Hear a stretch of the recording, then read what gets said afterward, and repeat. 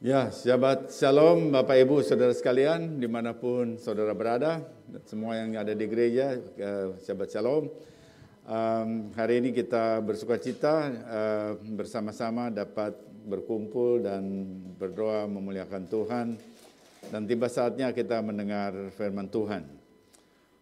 Mari sebelum kita mendengar pengajaran firman Tuhan, kita bersama-sama berdoa. Mari kita berdoa. Bapa dalam surga, terpujilah nama-Mu ya Tuhan. Terima kasih Bapa untuk kasih karunia dan kasih setia yang Tuhan berikan kepada kami. Terima kasih untuk pimpinan Tuhan, pertolongan dan penyertaan Tuhan dalam kehidupan kami. Kami bersyukur ya Tuhan. Dan kami saat ini juga bersyukur juga untuk hari Syabat yang Tuhan berikan kepada kami juga sebagai bangsa-bangsa untuk bersama dengan umat yang Tuhan pilih sebelumnya. Yang Tuhan pilih pertama kali ya Tuhan, Israel. Kami boleh berbakti pada hari Syabat seperti yang Tuhan perintahkan. Kami bersyukur ya Tuhan, karena pada hari ini ya Tuhan, Tuhan memberikan satu perhentian kepada kami, supaya kami boleh berdoa, kami boleh memuji Tuhan dan mendengar pengajaran Tuhan. Kami mohon Bapa Engkau mengurapi pengajaran firman Tuhan, pemberitaan firman Tuhan, supaya kami boleh mendapatkan pencerahan, kami boleh selalu dikuatkan untuk terus hidup sebagai anak-anak Tuhan, sebagai umat Tuhan, menyaksikan bahwa Tuhan yang kami sembah adalah Tuhan yang hidup. Tutup bungkus kami sekalian dalam kuasa darah Mesias Yesua ketika kami duduk tenang mendengar firman Tuhan. Terima kasih Bapak, kami mohon pimpinan Ruach Kodes dalam seluruh ibadah ini, bahkan sampai pada akhirnya. Di dalam nama Mesias Yesua kami berdoa dan mengucapkan syukur. Amin. Saya juga akan membacakan berkat pembacaan Torah, pembelajaran Torah. Baru ata Adonai Eloheinu melech haolam asher kidishanu b'mitzvotav v'tzivanu la'asok b'divrei Torah.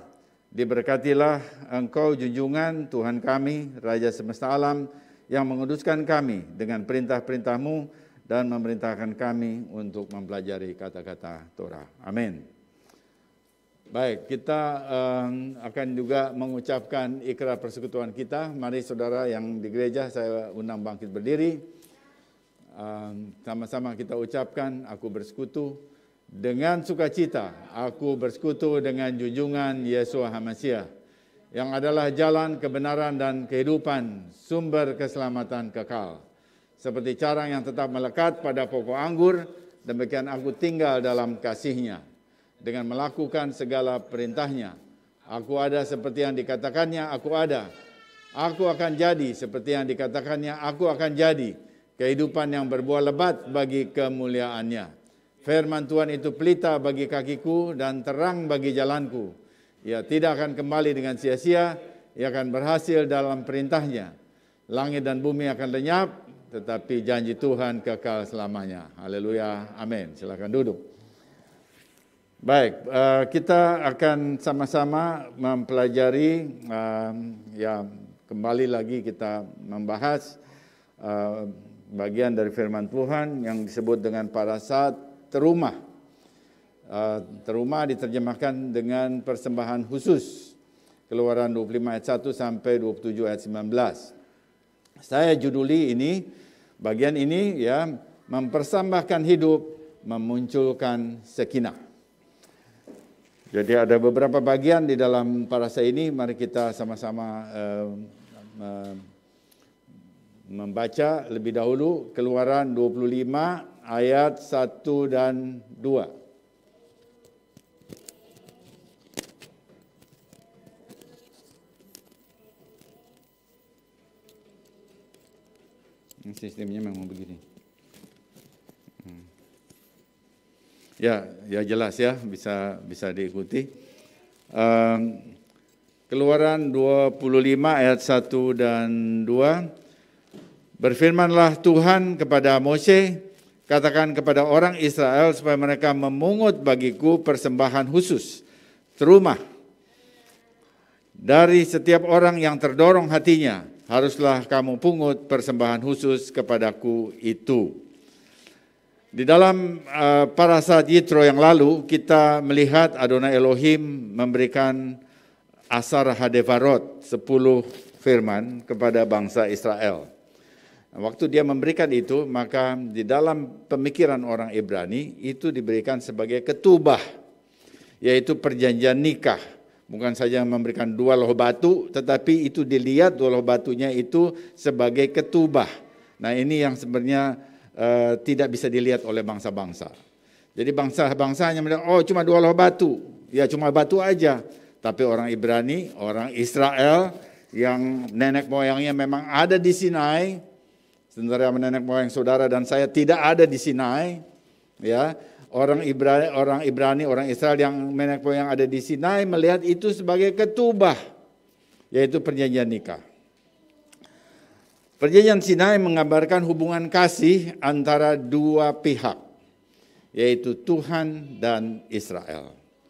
Nah, searah dengan itu, ketika Tuhan memerintahkan memberikan terumah kepada Israel, yaitu persembahan khusus, maka ini diletakkan dalam kerangka hubungan antara kedua mempelai. Ya, ini paradigma, saudara. Jadi saudara mesti bisa lihat ini sesuatu yang tidak tertulis begitu, tetapi ini dipahami oleh Israel yang memang ada di sana. Dan nanti kita bisa lihat juga ayat-ayat ya yang menyatakan bahwa memang setelah Sinai Tuhan itu adalah mempelai. Posisinya di hakikat, maksudnya dikiaskan sebagai mempelai pria, Tuhan sebagai mempelai pria dan Israel sebagai mempelai wanita, mempelai perempuan. Nah, sekarang kita coba lihat bagaimana orang Israel memahami ini, memahami terumah. Ini penting karena kita bangsa-bangsa, waktu kita membaca kitab suci Ibrani, kita berasal dari bangsa lain, dari budaya lain. Jadi bahwa firman Tuhan itu memang Tuhan ada di surga dan dia memberikan firman-Nya, betul sekali. Bahwa firman-Nya itu berlaku secara universal, betul sekali.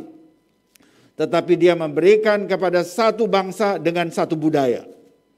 Itu yang biasanya lolos dari pengamatan bangsa-bangsa yang belajar kitab suci. Israel. Ya, dengan nama teologi. Nah, saudara, jadi ini sebetulnya waktu kita membaca kitab suci, kita harus ada satu dimensi yang namanya pendekatan budaya. Ini yang biasanya dilupakan.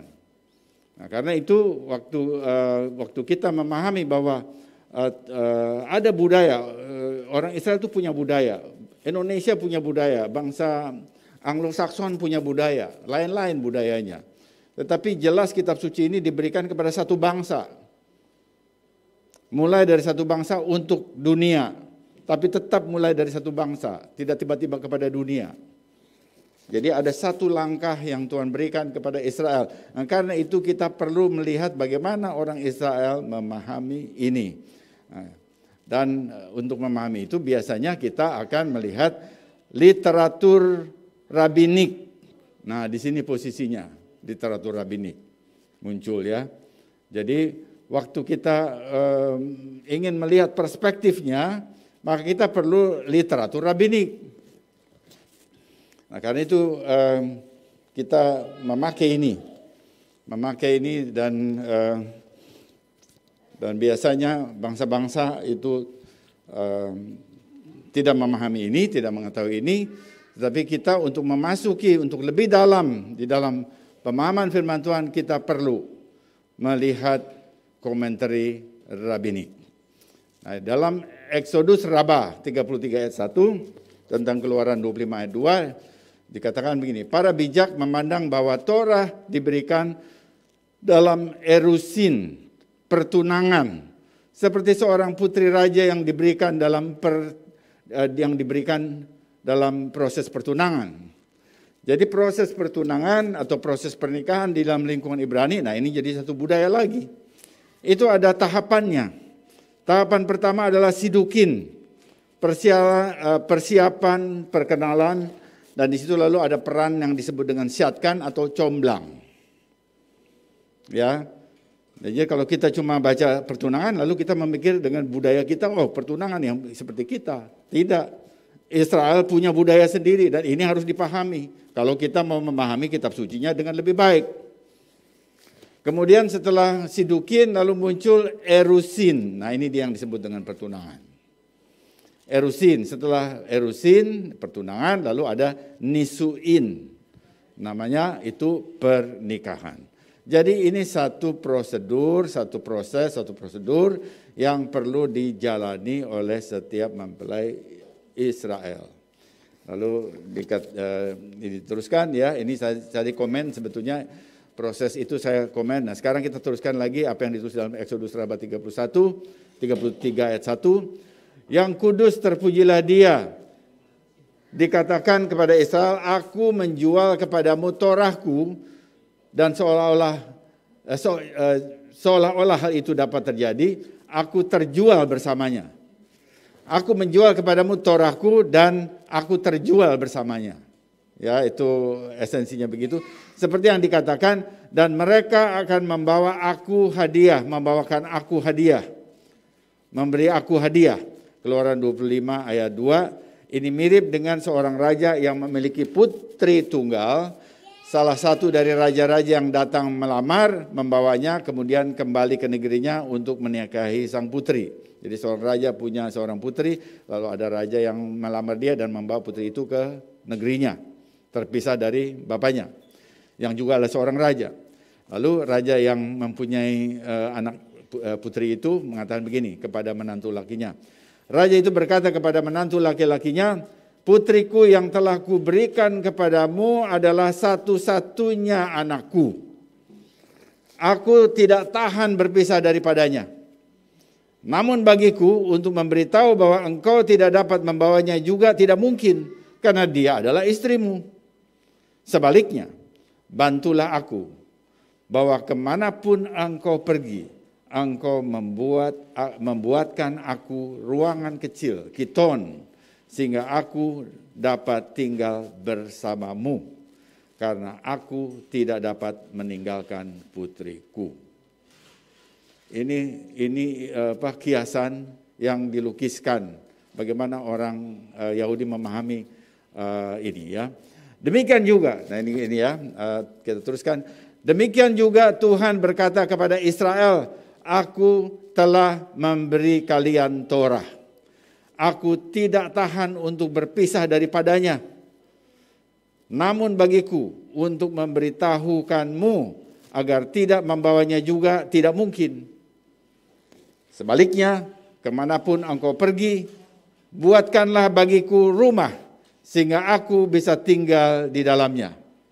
Seperti yang dikatakan, dan buatlah bagiku tempat tersendiri. Keluaran 25 ayat 8, atau tempat kudus. Keluaran 25 ayat 8, itu dari Exodus 33 ayat 1. Nah saudara, itu pemahamannya. Jadi kalau dikatakan bawa barang-barang itu, ya, maka dia memberikan frame, lalu dikasih seperti template begitu, latar belakang, backdrop yang Jewish. Sementara kita bangsa-bangsa nggak bisa lihat itu. Tuhan suruh bawa ini. Aduh Tuhan, selalu Tuhan minta-minta terus. Langsung berpikirnya begitu. Tetapi di dalam Midrash Rabbah kita bisa lihat dikasih backdrop bahwa ini adalah satu keadaan bagaimana Tuhan ingin selalu bersama dengan Torahnya dan bersama dengan umat yang dia beri Torah itu. Jadi kita lihat itu. Nah, bagaimana supaya dia bisa ada bersama terus dengan Torah dan umatnya? Ya, Torah itu adalah firman Tuhan dan dia tidak bisa berpisah. Tuhan nggak bisa berpisah dari Torahnya dan dia juga ingin bersama umatnya. Maka bagaimana caranya? Harus ada tempat kudus yang disebut dengan miskan, tempat pertemuan, dan disitulah Tuhan ingin tinggal. Jadi kita lihat di sini dia ingin ada selalu dengan umatnya, tetapi kemudian untuk ada rumah itu, ya, ada satu tempat sepertinya tempat tinggal Tuhan di bumi. Dia nggak perlu tempat itu, tapi dia ingin memberikan satu bentuk hubungan dengan Israel sehingga dia ada di Israel, di tengah Israel, Dan karena Tuhan tidak bisa dilihat, maka tempatnya yang dia lihat. Karena manusia tetap memerlukan sesuatu sense. Lalu tempat tinggalnya itu ada di tengah Israel, tetapi Tuhannya, rupa Tuhan tidak ada yang bisa lihat.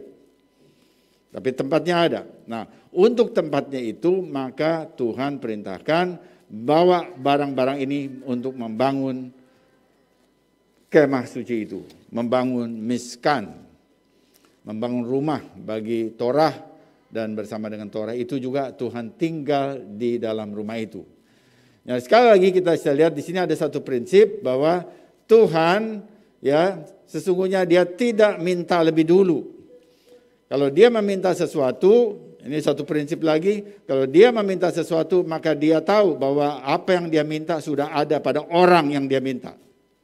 Itu saudara camkan.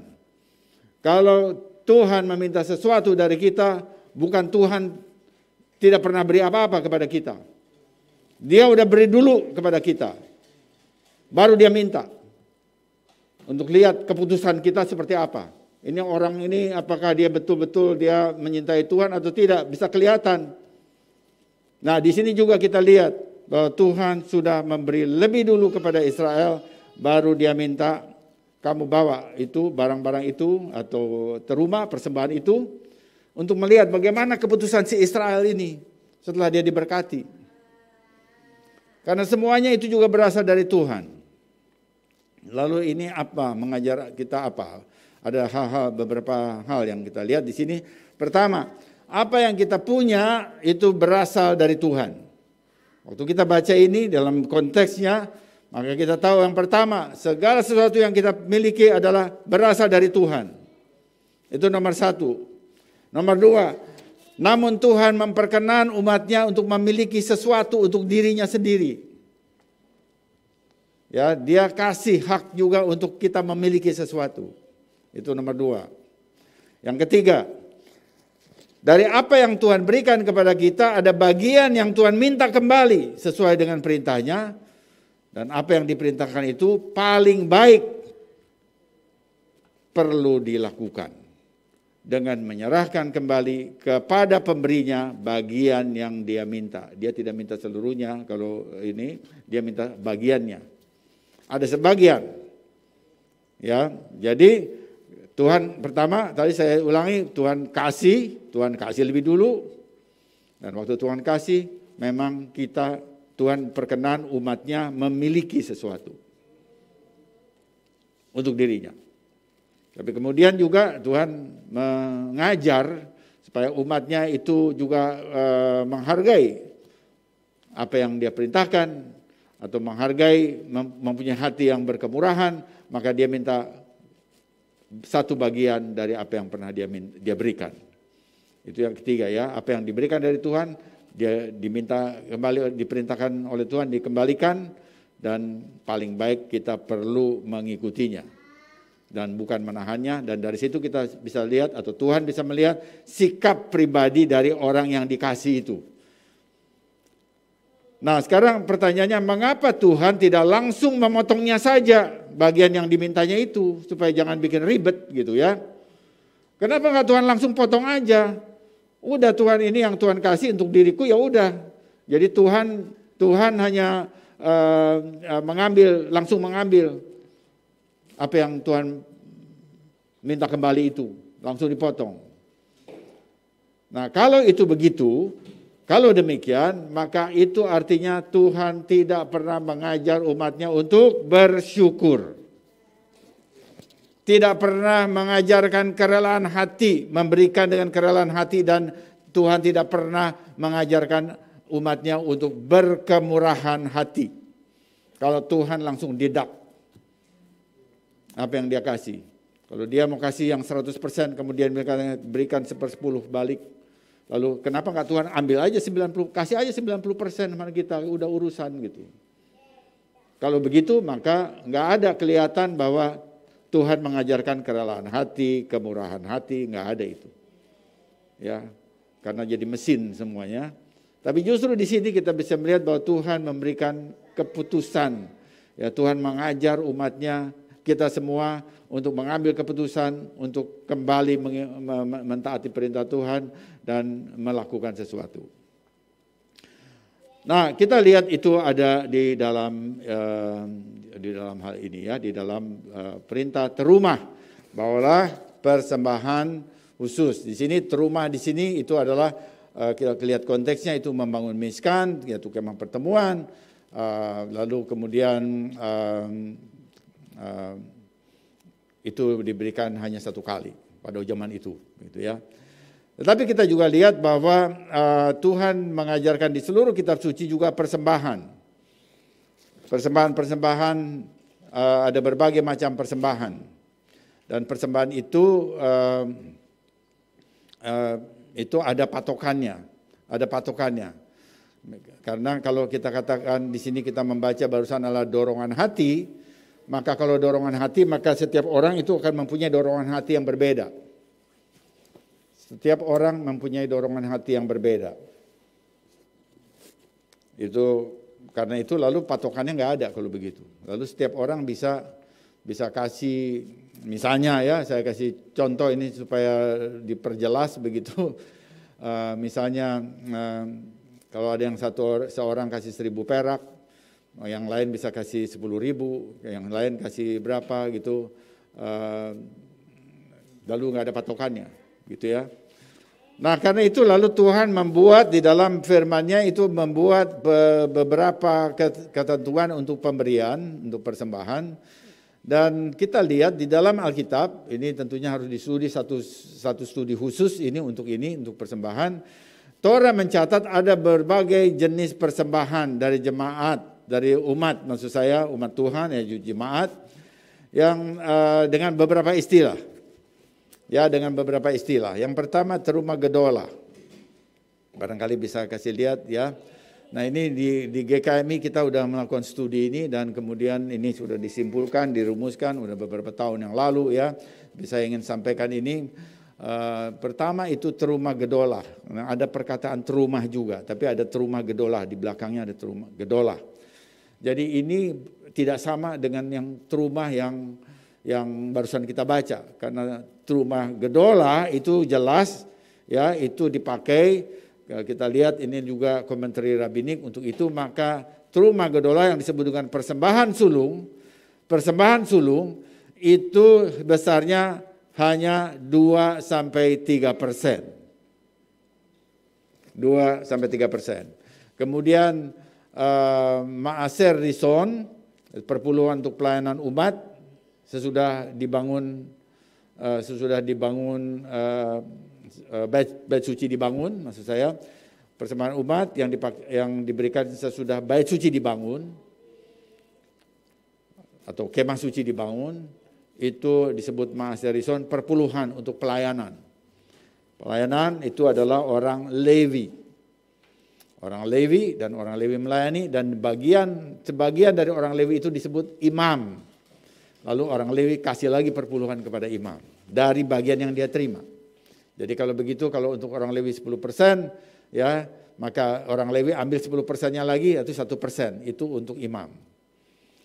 Jadi bertingkat. Kemudian ada Maaser Seni, perpuluhan hari raya, dibawa kepada imam pada setiap hari raya tahunan. Ya, itu semua di dalam setting bait suci dulu kita lihat ya. Jadi kita mesti lihat ini bagaimana ada di dalam setting bait suci. Jadi setiap hari raya itu. Jadi hari raya itu terbagi dalam tiga masa. Ada hari raya Pesak dengan kelompoknya, kemudian hari Shavuot, kemudian Sukkot itu dengan kelompoknya. Ada 7 hari raya tahunan, tetapi dikelompokkan menjadi 3, 1, 3, jumlahnya 7. Kemudian ada lagi yang lain, ini ada di dalam kitab suci, Maaser Ani, perpuluhan orang miskin. Itu diberikan kepada orang yang membutuhkan. Sekarang ini kita terapkan dalam jemaat, di dalam gereja Kehilat Mesias Indonesia ini diterapkan. Kita memakai istilah-istilah ini. Mengapa kita memakai istilah-istilah ini? Karena kita ingat Alkitab.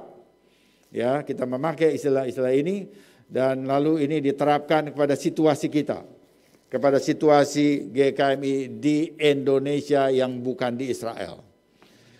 Nah, yang pertama bahwa persembahan ini kalau di Israel itu pakai hasil pertanian, hasil panen.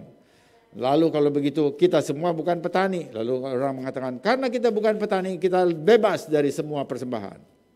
Ada orang yang menafsir begitu. Saya bilang ini kalau yang model begitu itu artinya orang yang mengexcuse dirinya. Mengapa? Apakah secara historical bisa dibuktikan? Dibuktikan. Karena Israel ya setelah mereka dibuang ke luar Israel, mereka bukan petani. Tapi apakah mereka yang ada di Babilonia itu tidak bayar perpuluhan? Mereka bayar perpuluhan. Bahkan sekarang orang Yahudi yang di Indonesia, kalau dia memberikan persembahan, dia kirim ke kotel di Yerusalem. Itu apa hasil bumi Indonesia dibawa ke sana? Tidak, dia kasih uang. Nah, itu sudah terjadi dari abad pertama. Di abad pertama itu dengan situasi Israel yang sudah dibuang, ada yang bisa kasih hasil pertanian, tetapi ada juga yang tidak bisa. Maka kita bisa lihat di sana ada bagian-bagian yang dari luar itu memberikan uang, ya. Di luar Israel maksud saya. Tapi di dalam Israel mereka bawa dari semua daerah. Mereka bawa hasil pertanian tetapi juga bisa diuangkan, ada di dalam Torah, diuangkan kemudian dibelanjakan di Yerusalem. Ada berbagai cara. Nah itu semuanya itu satu studi tersendiri untuk hal itu, tapi ini sekarang saya ingin menjelaskan bahwa berhubungan dengan perintah persembahan khusus ya, kita juga mempunyai satu sistem persembahan yang memang ada hubungannya, kita bisa lihat ada istilah yang mirip tetapi ada bedanya, Terumah Gedolah, kemudian ada Maaser Rison, Maaser Seni, dan Maaser Ani. Nah di dalam periode pandemi ini, maka ini perlu menjadi perhatian bagi jemaat, ya. Ada jemaat yang baik-baik saja, ada jemaat yang kena pengaruh besar oleh pandemi. Lalu ini untuk pengurus jemaat, ya, pengurus jemaat untuk perlu menilik anggota-anggota yang terkena dampak berat dari pandemi. Kita semua terdampak, semua kita terdampak, tetapi ada yang lebih kena lebih parah, ada yang enggak terdampak tapi tidak terlalu parah ya, atau tidak terlalu terpengaruh. Semuanya terdampak. Nah karena itu bagi jemaat yang terdampak berat ya, maka ini pengurus jemaat itu perlu menilik. Disinilah perlu perhatian satu sama lain. Karena setelah tidak bertemu, lalu kita seperti cenderung ya di dalam lingkungan pandemi, dalam periode pandemi ini cenderung, saya katakan ada kecenderungan kita menjadi self-centered,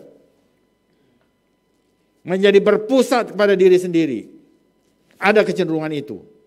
Perhatikan itu ya, bahwa 2 tahun kita ada di sini, kita mulai begitu, mulai kurang sense itu rasa untuk kepada teman-teman atau berhubungan dengan teman-teman itu jadi kurang.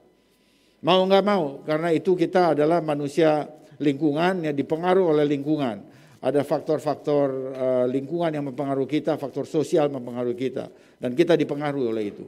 Tapi sekarang kita sebagai umat Tuhan, sebagai jemaat, kita perlu melihat bagaimana kita sebagai komunitas Torah, kita perlu mengingat saudara-saudara kita, dan memberikan perhatian. Dan kalau kita tahu ada sesuatu informasi, saudara beritahu kepada, di sini ada syamas, ada diaken, ya, ada penatua,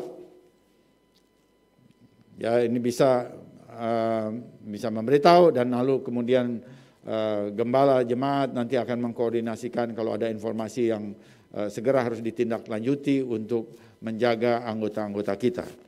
Jadi saudara punya sistem komunitas, dan komunitas itu atau disebut jemaat atau kehilah itu datangnya dari gaya Israel. Kalau saudara lihat di agama lain, ya belum tentu ada persis seperti ini. Belum tentu saya katakan ya. Ya bisa lihat, bisa mungkin ada, tapi ada bedanya. Nah, kita kekristenan itu lahir dari Judaism. Dan ini tidak boleh lupa. Karena itu semua value-nya disebut Judeo-Christianity. Jadi kalau kita belajar ini, maka kita bisa melihat bahwa ini kita nggak boleh menafsir Alkitab ini dengan gaya kita sendiri, apalagi gaya Yunani atau gaya bangsa-bangsa, lalu seakan-akan mau terpisah dari Israel. Ada nilai-nilai yang perlu kita pegang, dan bagus itu karena itu berasal dari Tuhan, dan kita perlu pakai itu di dalam komunitas kita. Ya itu hal yang pertama. Jadi kita bisa melihat bahwa aspek rumah persembahan ini kita juga sudah lakukan, dan ini juga tercakup di dalamnya adalah Maaser Ani, yaitu persembahan untuk orang-orang yang memerlukan, membutuhkan. Dan nanti kita tiap hari raya kita melakukannya, walaupun secara online tetap kita lakukan. Di sini juga ada lebih kecil, tetapi tetap ada juga offline-nya. Dan itu juga tetap kita mengingat pelayanan perintah Tuhan supaya kita melakukan hari raya dari tahun ke tahun. Satu tahun itu ya dengan Alkitab itu ada 7 hari raya. Bahkan ditambah lagi 2 yang kecil, yaitu Purim dan Hanukkah. Ya, jadi 9 semuanya. Tetapi yang biblikal ya itu adalah 7. Jadi lalu kita bilang ini, lu banyak amat hari rayanya. Jadi banyak amat hari rayanya. Terus kita bilang begini, banyak orang, bukan dari saya, yang pertama dari orang Yahudi. Agama Yahudi itu agama mahal. Bukan agama murah, bukan murahan gitu ya. Ya, tetapi kita bisa melihat bahwa bukan mahal, dan itu satu anekdot aja ya begitu ya. Tetapi semua bisa dilakukan dengan sederhana. Saudara mau bikin jamuan seder Pesak, saudara bisa lakukan sederhana. Semuanya bisa dilakukan sederhana. Tetapi memang ada bermacam-macam. Bukan cuma satu kali, tahun baru aja satu kali, enggak gitu. Lebih banyak. Oke ya, jadi kita melihat bahwa nanti sebentar lagi ini bulan ini, sekarang ini bulan Adar, nanti dalam 2 minggu ke depan kira-kira itu ada hari raya Purim. Ya, Purim, dan kemudian setelah Purim 1 bulan kemudian itu ada Pesak. Jadi kita mesti siapkan itu. Dan semua hari raya itu bicara tentang siapa? Tentang Mesias Yeshua, tentang Yeshua HaMashiach. Jadi kalau dikatakan dulu ada lagu Celebrate Jesus, Celebrate, dia cuma nyanyi aja.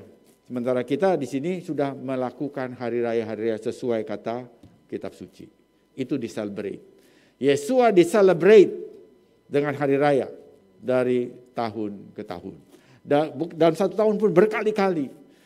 Nah, ini yang disebut dengan waktu kita rayakan Yeshua dengan hari raya ini, kita lagi semakin mengenal Dia. Kita semakin mengenal Dia. Bahwa Dia adalah Tuhan dan Juru Selamat. Oke, apakah cuma itu? Apa yang Dia lakukan sebagai Juru Selamat? Itu dijelaskan di dalam 7 hari raya. Dan waktu kita lihat begitu, kita bersyukur, kita berterima kasih, kita semakin mengasihi Dia. Begitu banyak yang Dia lakukan untuk saudara dan saya. Bukan sampai Juru Selamat, udah selesai. Ceritanya Juru Selamatnya seperti apa? Ya, disalib, udah. Ada lebih banyak dari itu.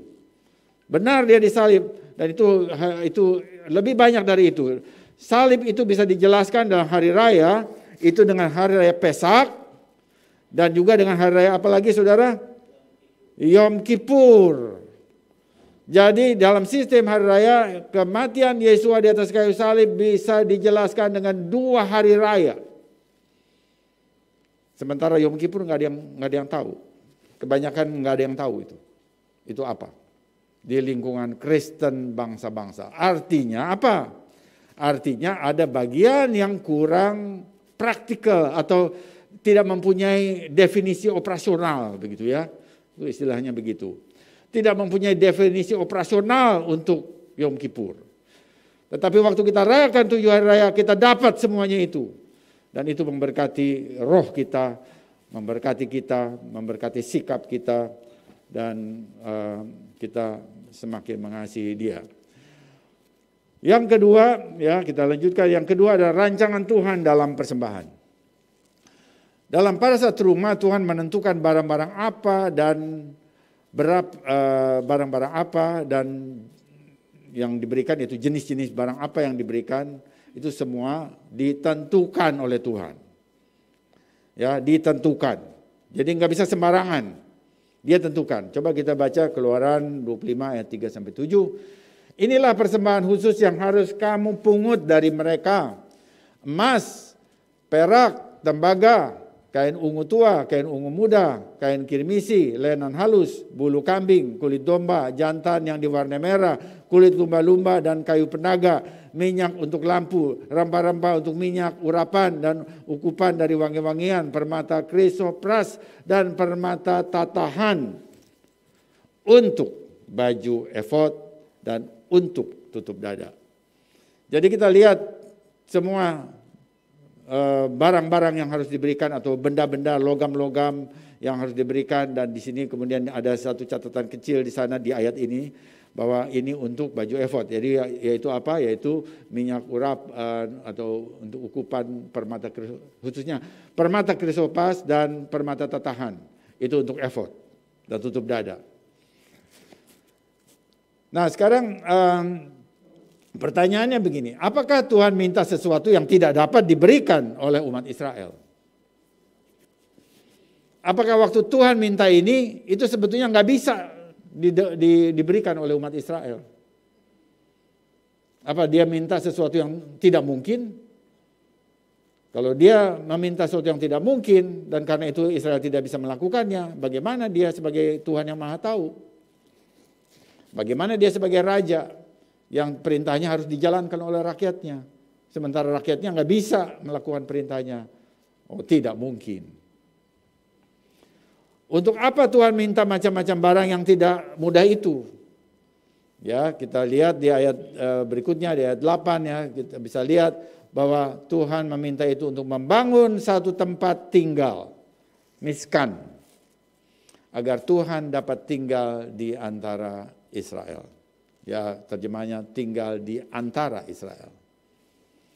Tapi bagaimana Tuhan memberkati Israel dengan barang-barang yang berharga yang sudah ratusan, padahal bangsa ini sudah ratusan tahun diperbudak di Mesir. Kok Tuhan mau tega-teganya bangsa yang sudah ratusan tahun diperbudak dimintain barang-barang begini? Kan kita bisa berpikir begitu. Nah, kalau kita berpikir gitu artinya kita berpikir dengan perspektif yang lain yang tidak ada di dalam kitab suci. Coba perhatikan ini ya. Karena ada banyak, kalau PA oke, lalu dia berhayal begitu ya, berargumentasi. Kenapa Tuhan minta barang-barang begini? Dia kan udah tahu Tuhan ini budak berapa ratus tahun. Ini apa nih? Apa selalu kita Tuhan itu selalu minta. Nah, orang bisa berpersepsi seperti itu, tapi itu tidak benar. Itu menunjukkan bahwa dia tidak di dalam budaya ini, tidak ada di dalam, tidak insight begitu ya. Dia lihat dari luar pagar, terus dia berpikir sendiri, padahal dia tidak ada di dalamnya, tidak di insight-nya, tidak di dalam itu. Nah, karena itu kita kalau mau mempelajari kitab suci, kita mesti masuk di dalam Israel. Baru tahu, oh begitu maksudnya, oh begitu maksud Tuhan. Masuk di dalam Alkitab, setting Alkitab yang kita katakan konteks. Kenapa begini?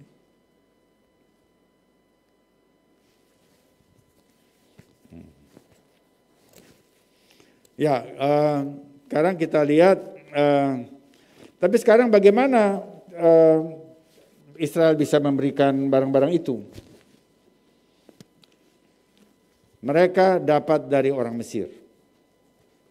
Mereka dapat dari orang Mesir. Nah, kita coba lihat, ini mundur ke belakang sedikit, Keluaran 12 ayat 35 dan 36. Orang Israel melakukan seperti kata Mose, mereka meminta dari orang Mesir barang-barang emas dan perak serta kain-kain. 12:35 ya, ini parasa sebelumnya. Dan ayat 36, dan Tuhan membuat orang Mesir bermurah hati. Perkataan bermurah hati itu pakai perkataan ken. Ini ada ken di sini ya. Ken ya. Ken itu apa saudara? Ken itu beda sama chesed. Ya. Ada beda sama chesed. Nanti ada chesed. Ken itu sebetulnya ken itu grace, anugerah. Terjemahannya itu umumnya grace, anugerah. Apa itu ken? Ken itu mendapat sesuatu yang bukan seharusnya. Jadi dia dapat sesuatu, pakai ken ya, kalau ken itu mendapat sesuatu, tetapi bukan seharusnya dia dapat itu.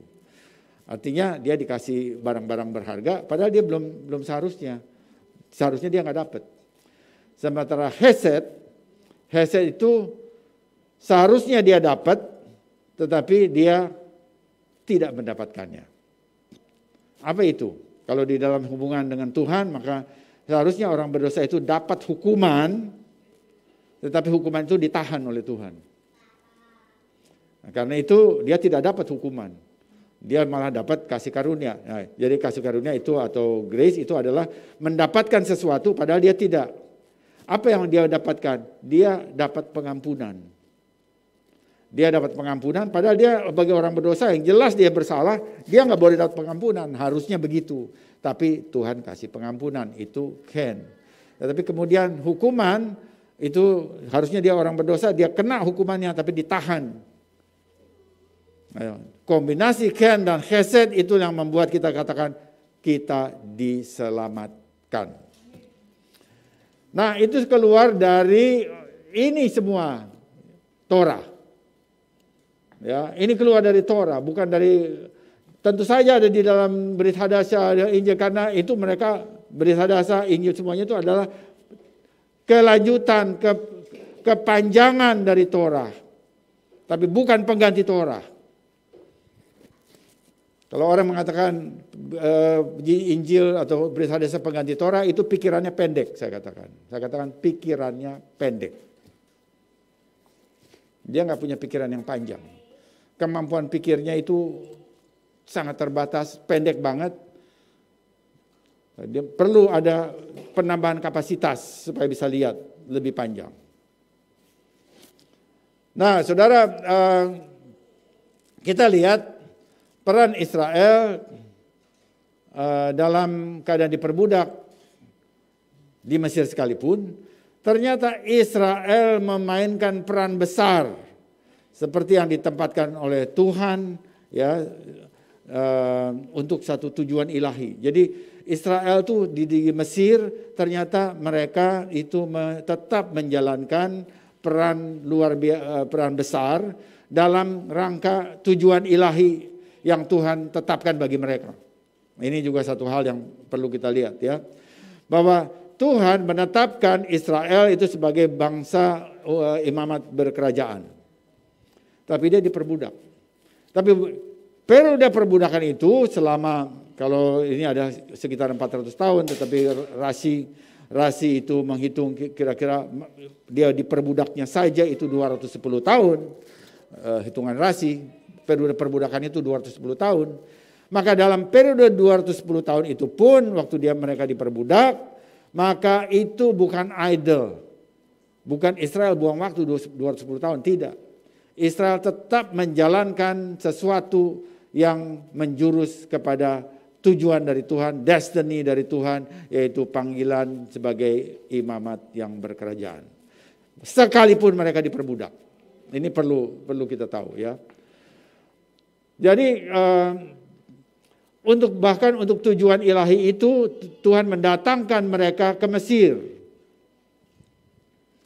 Coba kita lihat sekarang bagaimana Israel ya secara garis besar Israel datang ke Mesir. Israel datang ke Mesir menghindari bahaya kelaparan. Mesir waktu itu berkelimpahan. Dan waktu Mesir berkelimpahan dan mereka itu bisa memanfaatkan kelimpahannya itu adalah peran dari Yosef, anak Yakov. Jadi satu anak Yakov yaitu adalah orang Ibrani.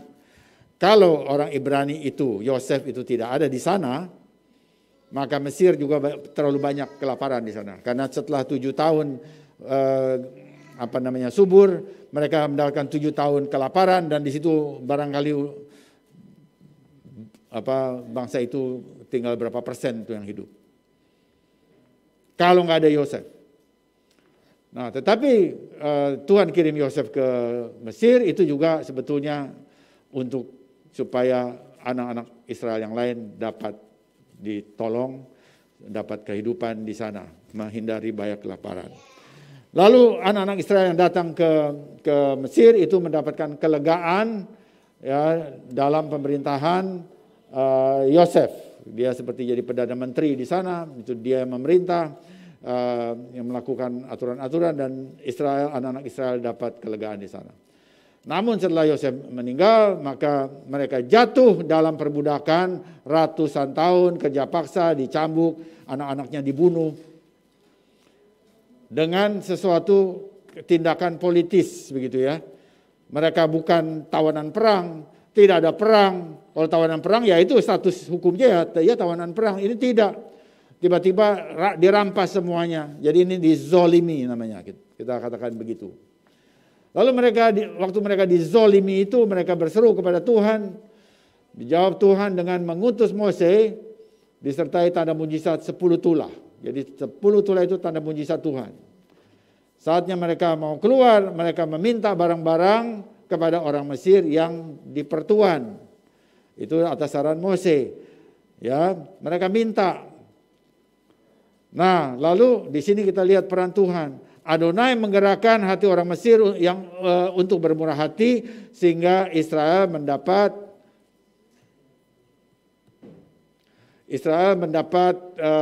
barang-barang yang mereka minta. Israel mendapatkan barang-barang yang mereka minta. Jadi kita lihat di sini keberhasilan Israel tidak bisa lepas dari Adonai. Nah, waktu kita mengakui ya, ini perlu juga satu hal, waktu kita ada di dalam keberhasilan, dalam sukses, kita mesti ingat siapa yang membuat ini sukses.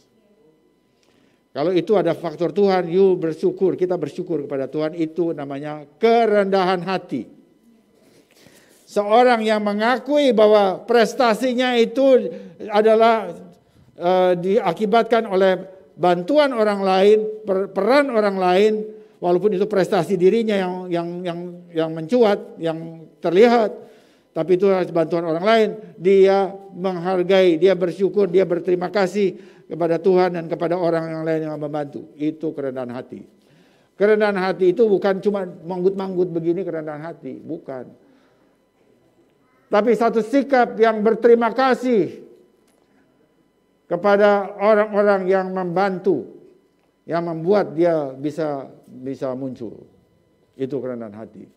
Nah, di sini kita lihat ya Israel dia harus bersyukur kepada Adonai Elohim. Dan waktu Adonai Elohim dia bertindak menolong Israel, maka itu dikatakan Tuhan itu menjadi supervisor ya dari Israel. Jadi Tuhan yang menggerakkan ini Israel di lapangan, Tuhan dari atas dia gerakkan orang-orang akhirnya mau sumbang dengan kemurahan hati. Jadi Tuhan itu supervisor yang dalam bahasa Ibrani disebut Hasgaha ya, pengawas, supervisor. Jadi sekarang pertanyaannya begini saudara. Apakah kita, saudara dan saya sekarang bekerja di bawah Hasgaha Yeshua HaMashiach?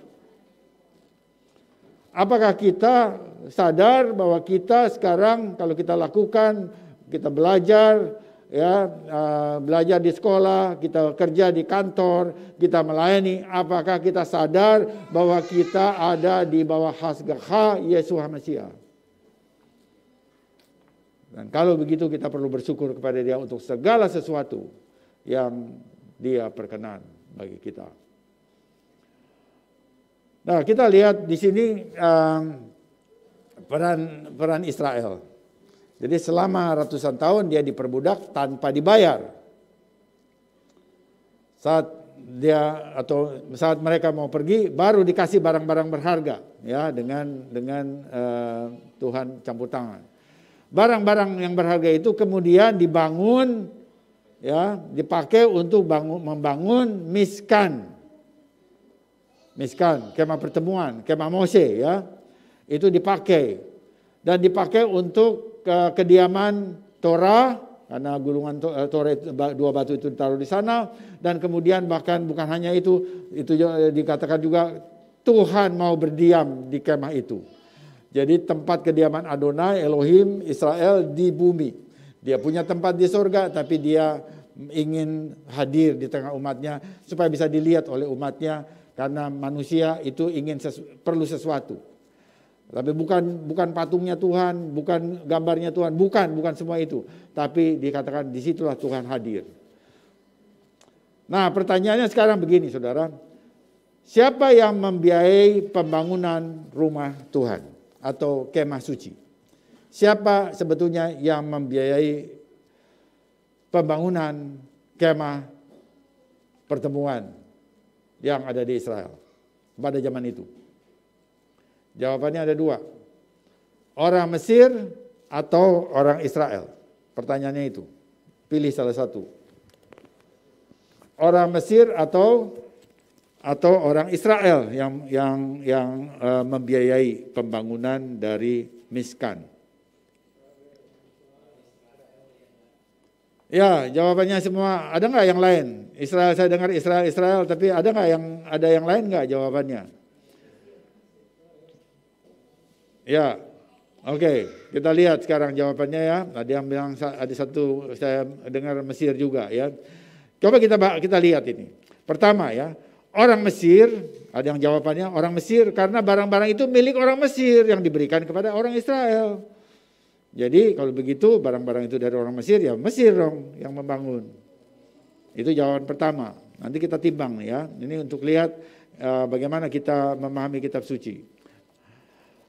Kedua, orang Israel datang ke Mesir sebagai orang merdeka, kemudian diperbudak secara paksa oleh kekuasaan Firaun.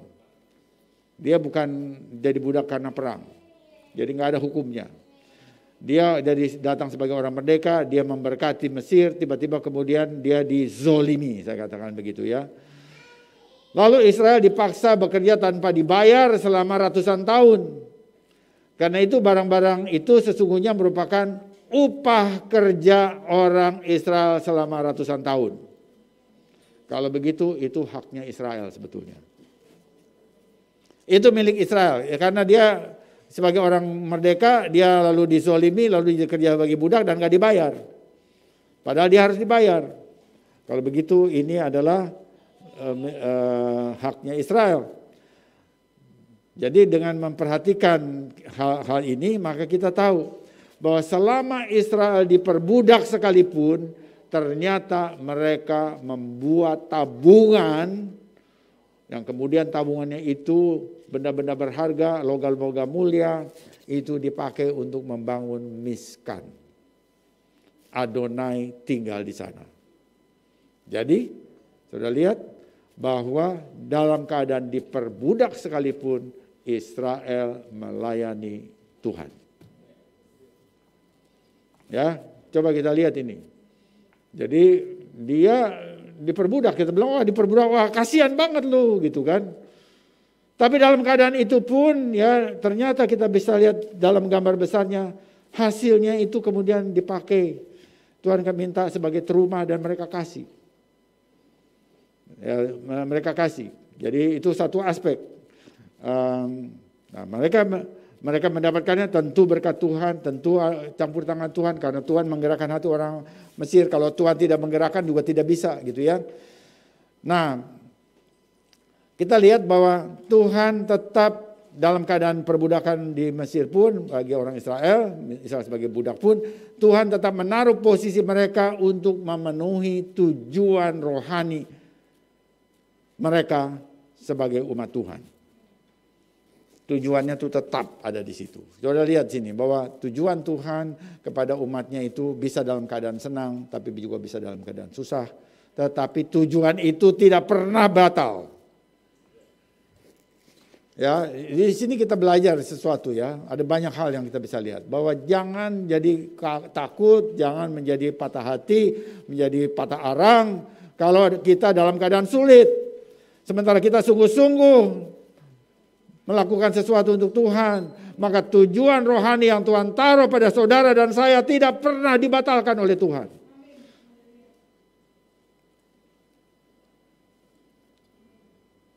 Ya. Jadi kita tetap memuliakan Tuhan, kita tetap mengasihi Dia, tetap melakukan apa yang Tuhan tetapkan bagi kita. Ada saatnya, ini dikasih bunga-bunga begitu ya, tapi ada saatnya dikasih kerikil-kerikil, tetapi tetap tujuannya sama. Jadi nggak usah iri juga, maksudnya kepada orang, kenapa ya dia melayani kok pakai bunga-bunga, sementara aku ini melayaninya cuma pakai rumput-rumput aja gitu ya, pakai kerikil lagi. Terus iri gitu, nggak usah. Kalau kita sadar bahwa kita sedang melayani raja, ya, maka ini contohnya. Israel ratusan tahun dia ada di bawah perbudakan, tapi tujuan ilahi Tuhan bagi Israel tetap sama, dan kemudian satu saat itu muncullah Miskan. Tuhan hadir di tengah umatnya.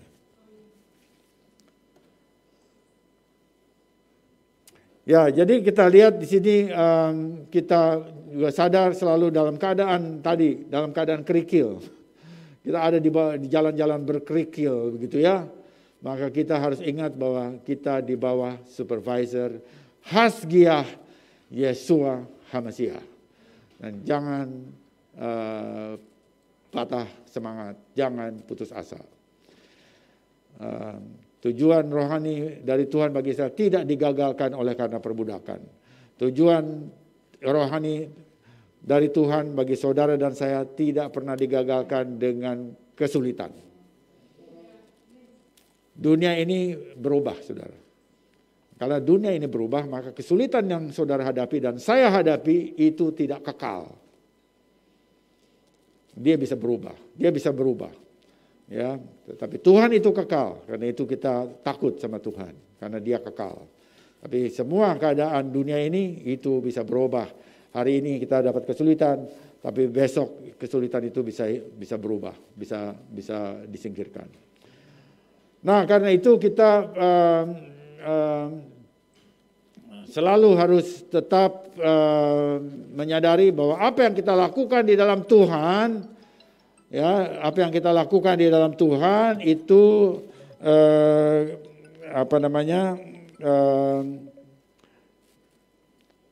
itu tetap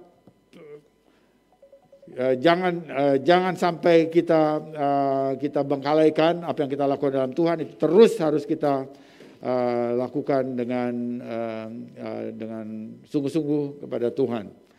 Nah, saya akan baca 1 Korintus 15 ayat 58 ya, bahwa di sini Rasul Paulus juga dia mengalami kesulitan, tetapi dia mengatakan bahwa jerih payahnya dalam Tuhan itu tidaklah sia-sia. Dan saya baca untuk saudara. Karena itu saudara-saudaraku yang kekasih, berdirilah teguh, jangan goyah, dan giatlah selalu dalam pekerjaan Tuhan, sebab kamu tahu bahwa dalam persekutuan dengan Tuhan jerih payahmu tidak sia-sia. Persekutuan dengan Tuhan kita di dalam supervisinya. Kita di bawah Hasgiah Yeshua HaMashiach. Ya, dan dalam keadaan itu jerih payah kita tidak pernah sia-sia. Kita bisa dalam keadaan pelayanannya ada hambatan, ada pelayanannya yang mendapatkan kesulitan atau pekerjaan atau apapun, atau pendidikan, tetapi apa yang kita lakukan di dalam HaMashiach dengan supervisor Yeshua HaMashiach tidak pernah sia-sia. Ya, dan kita akan terus Press on, kita katakan tekan terus. Press on ya, kita akan terus melakukan apa yang Tuhan taruh di dalam hati saya dan hati saudara. Ya, terus melakukan pengajaran yang Tuhan sudah tetapkan. Itu yang kedua, ya saya kira itu yang kedua. Yang ketiga, saya punya beberapa, cukup banyak ini saudara ya. Kita lihat aja sampai berapa waktunya. Yang ketiga, tujuan persembahan terumah.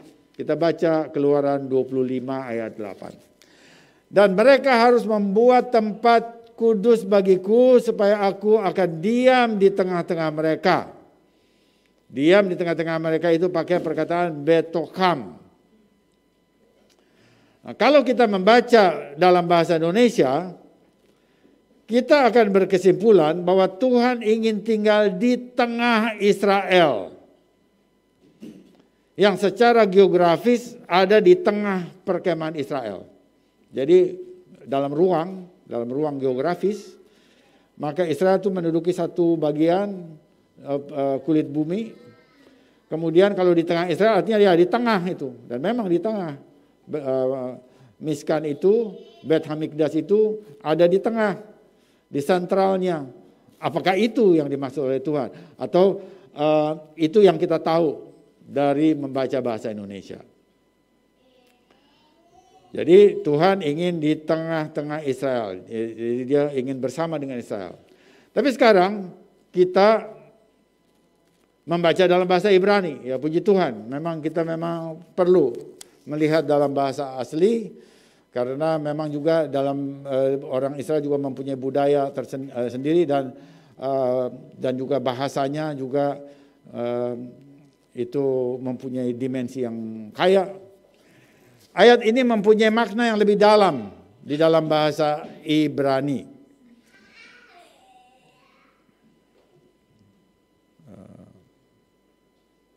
Nah, saya ingin membaca lebih dulu ya. Ada satu komentari dari Saloh. Ya ini literatur rabbinik juga ya Saloh. Lalu dia bilang begini terhadap ayat yang tadi yang barusan kita baca yaitu Keluaran 25 ayat 8. Dia kasih komentar begini. Ayat tersebut tidak mengatakan dan aku akan diam di dalam itu. It, bahasa Inggrisnya it ya, tidak di dalam itu. Dan aku akan diam di dalam mereka. Di dalam masing-masing dan setiap orang dari mereka. Itu komentari dari Saloh.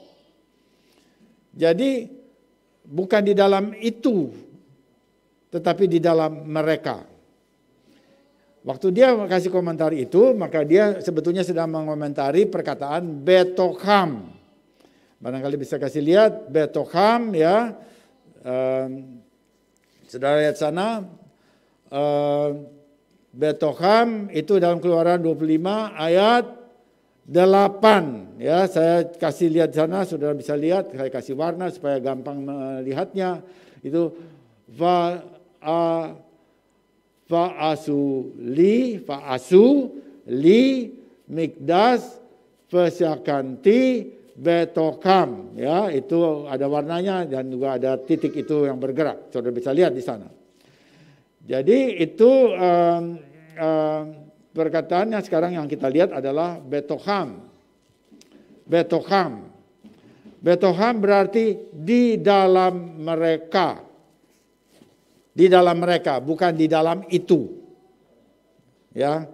Ya, kam di sana itu pakai jelas ada kam atau kem itu ya, begitu itu mereka. Pertanyaannya siapa mereka?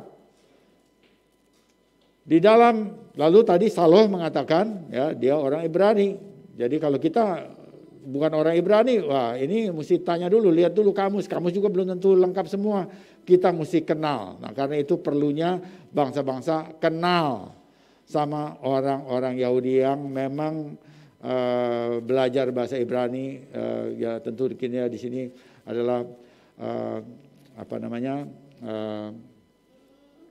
kita ada dikenal atau di lingkungan Yeshivat Sufu, kita kenal Rabbi Yitzhak Sapira, Rabbi Bernstein, ya ada yang lain, ada guru-guru Torah yang lain, ada banyak.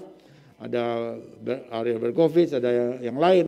Di sini kita lihat bahwa orang-orang seperti ini bisa membantu kita lebih daripada sekedar kamus. Nah, siapa mereka? Di dalam masing-masing dan dalam setiap orang Israel, artinya. Bahwa di dalam masing-masing dan setiap Israel. Jadi kalau begitu Tuhan akan diam, syakan itu diam dalam hati setiap orang Israel. Luar biasa bukan? Kalau tadi dikatakan di tengah Israel, di tengah ya itu dia. Ini gambar, di tengahnya itu ada miskan. Udah selesai itu. Tapi ternyata di dalam bahasa Ibrani lebih dalam dari itu. Bukan hanya di tengah Israel di dalam secara geografis, tetapi di dalam setiap dan masing-masing Israel. Artinya di dalam hati Israel. Dan saya sedang membahas Torah, bukan perjanjian baru. Saudara lihat, ini sedang membahas Torah, bukan perjanjian baru. Bukan Injil ini Torah. Saya beritahu bahwa supaya orang yang membaca Injil dan mengatakan Torah sudah dibatalkan, coba lihat ini. Ini Torah. Dan komentar yang saya baca juga dari orang yang namanya Salos, dan dia kemungkinan dia bukan dia adalah barangkali juga belum percaya Yesua. Tetapi pengertian Torah itu seperti ini. Nah, jadi sekarang pertanyaannya, kalau begitu apakah dalam perjanjian baru ada ayat senada? Ya, kita belajar sekarang. Nah, ada ayat senada itu yang seperti ini, mulai ada beberapa ayat, bahkan bukan hanya satu. Pertama, Yohanes 1 ayat 14. Yohanes 1 ayat 14 mengatakan, firman itu telah menjadi manusia dan diam di antara kita, dan kita telah melihat kemuliaannya, yaitu kemuliaan yang diberikan kepadanya sebagai anak tunggal Bapa, penuh kasih karunia dan kebenaran. Sekarang kita lihat, supaya melihat ini paralelnya, kita lihat sama bahasanya. Ya, kita lihat Yohanes 1 ayat 14 dalam Delitzsch Gospel beraksara Ibrani. Ya, saudara lihat di sana, ya. Jadi ayat 14, saudara lihat di sana ayat 14 itu Delitzsch Gospel, aksaranya Ibrani. Ya, saya baca dulu ini ya, ayat 14, Vahadafar Nihiyah Basar Vayiskon Betokenu, itu yang dikasih merah itu, barusan saya baca, Vayiskon Betokenu. Saudara lihat di sana ya. Nah, itu artinya tinggal di dalam kita. Artinya tinggal di dalam kita. Tapi diterjemahkan, saudara lihat bahasa Indonesia, tinggal di antara kita. Itu sama atau beda? Oh, beda dong. Di dalam kita, itu dengan pengertian tadi ya, Salos, komentari Salos begitu, dan komentari Rabbi Sapira, Rabbi Bernstein, semua guru-guru Torah Ibrani, Mesianik mengatakan begitu. Semua, yang ortodoks juga begitu. Di dalam katanya, bukan di antara. Lebih dalam enggak? Ya. Kemudian Vanehese Kefodo Kikefot ben Yahid, itu kemuliaan anak tunggal Bapa. Le Afif Raf Hesed Ve'emet, penuh kasih setia dan kebenaran. Di bahasa Indonesia pakai kasih karunia, tapi Hesed itu kasih setia. Tadi saya sudah jelaskan ya. Nah, jadi kita coba lihat sekarang bahwa apa yang ditulis di dalam Keluaran 25 ayat 8 itu dipakai sebagai landasan oleh Yohanes waktu dia menulis Injil. Jadi Injil ditulis di atas landasan Torah. So, lihat ini bahasanya. Bahwa Yohanes akhirnya pakai bahasa Greek, oke, nggak ada masalah. Tetapi ini yang menerjemahkan ini juga bukan orang Yahudi, namanya Delitzsch, Frank Delitzsch. Franz Delitzsch ya. Dan dia orang saya kira orang Jerman ya, dan dia pandai sekali bahasa Ibrani, dan ini jadi standar bahwa the Delitzsch Gospel itu menjadi standar dalam Injil berbahasa Ibrani. Dan kita lihat, dan memang itu tidak lain pasti itu begitu ya. Nah, jadi kita bisa melihat bahwa Torah, bahwa Injil itu ditulis atas landasan Torah, dan karena itu tidak alasan Injil membatalkan Torah. Pikiran siapa itu? Ya, jadi kita bisa abaikan, pikiran seperti itu bisa diabaikan. Coba tunjukkan di sini, ya, kalau memang pikirannya seperti itu. Jadi nggak bisa, ya. Nah itu satu, saudara, kita lihat bahwa ada dua kata tadi, vayiskon yang tadi dibikin merah sana, vayiskon, betokenu, itu dua kata yang sama dalam Keluaran 25 ayat 8. Ya, dia pakai vayiskon kalau dibacanya di sana, tapi vayiskon itu ada holemnya jadi vayiskon. Itu hanya pronoun saja. Tapi sama artinya. Betokenu-nya persis. Di sini betokenu itu di antara dalam kita, di sana betokham.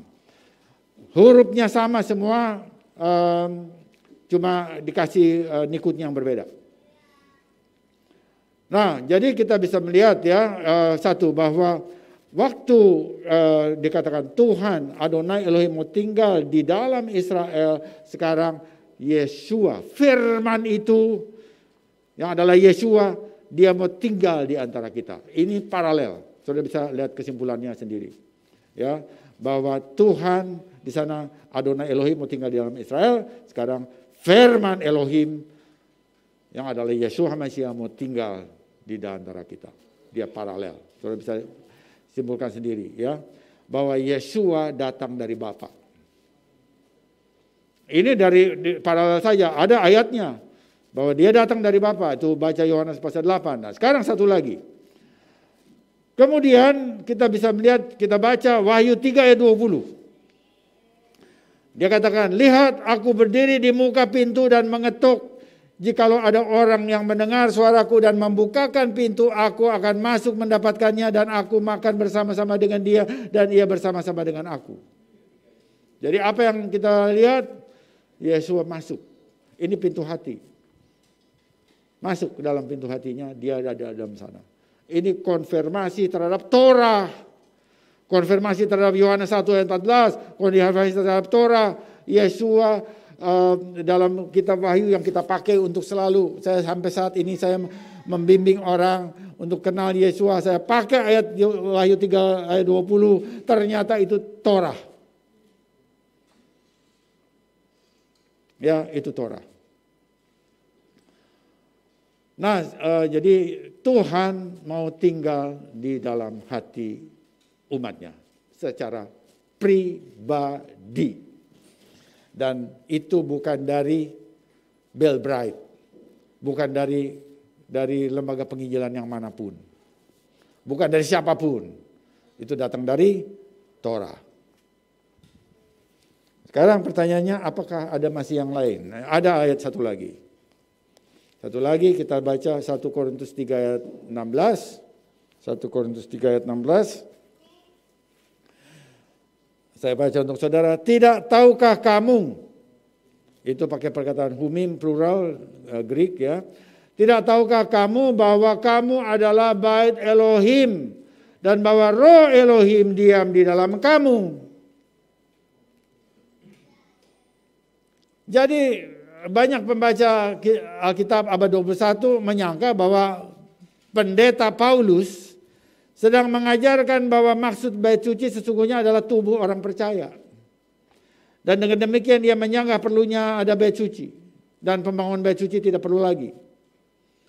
Ini paham Helenis yang tidak tahu latar belakang Torah.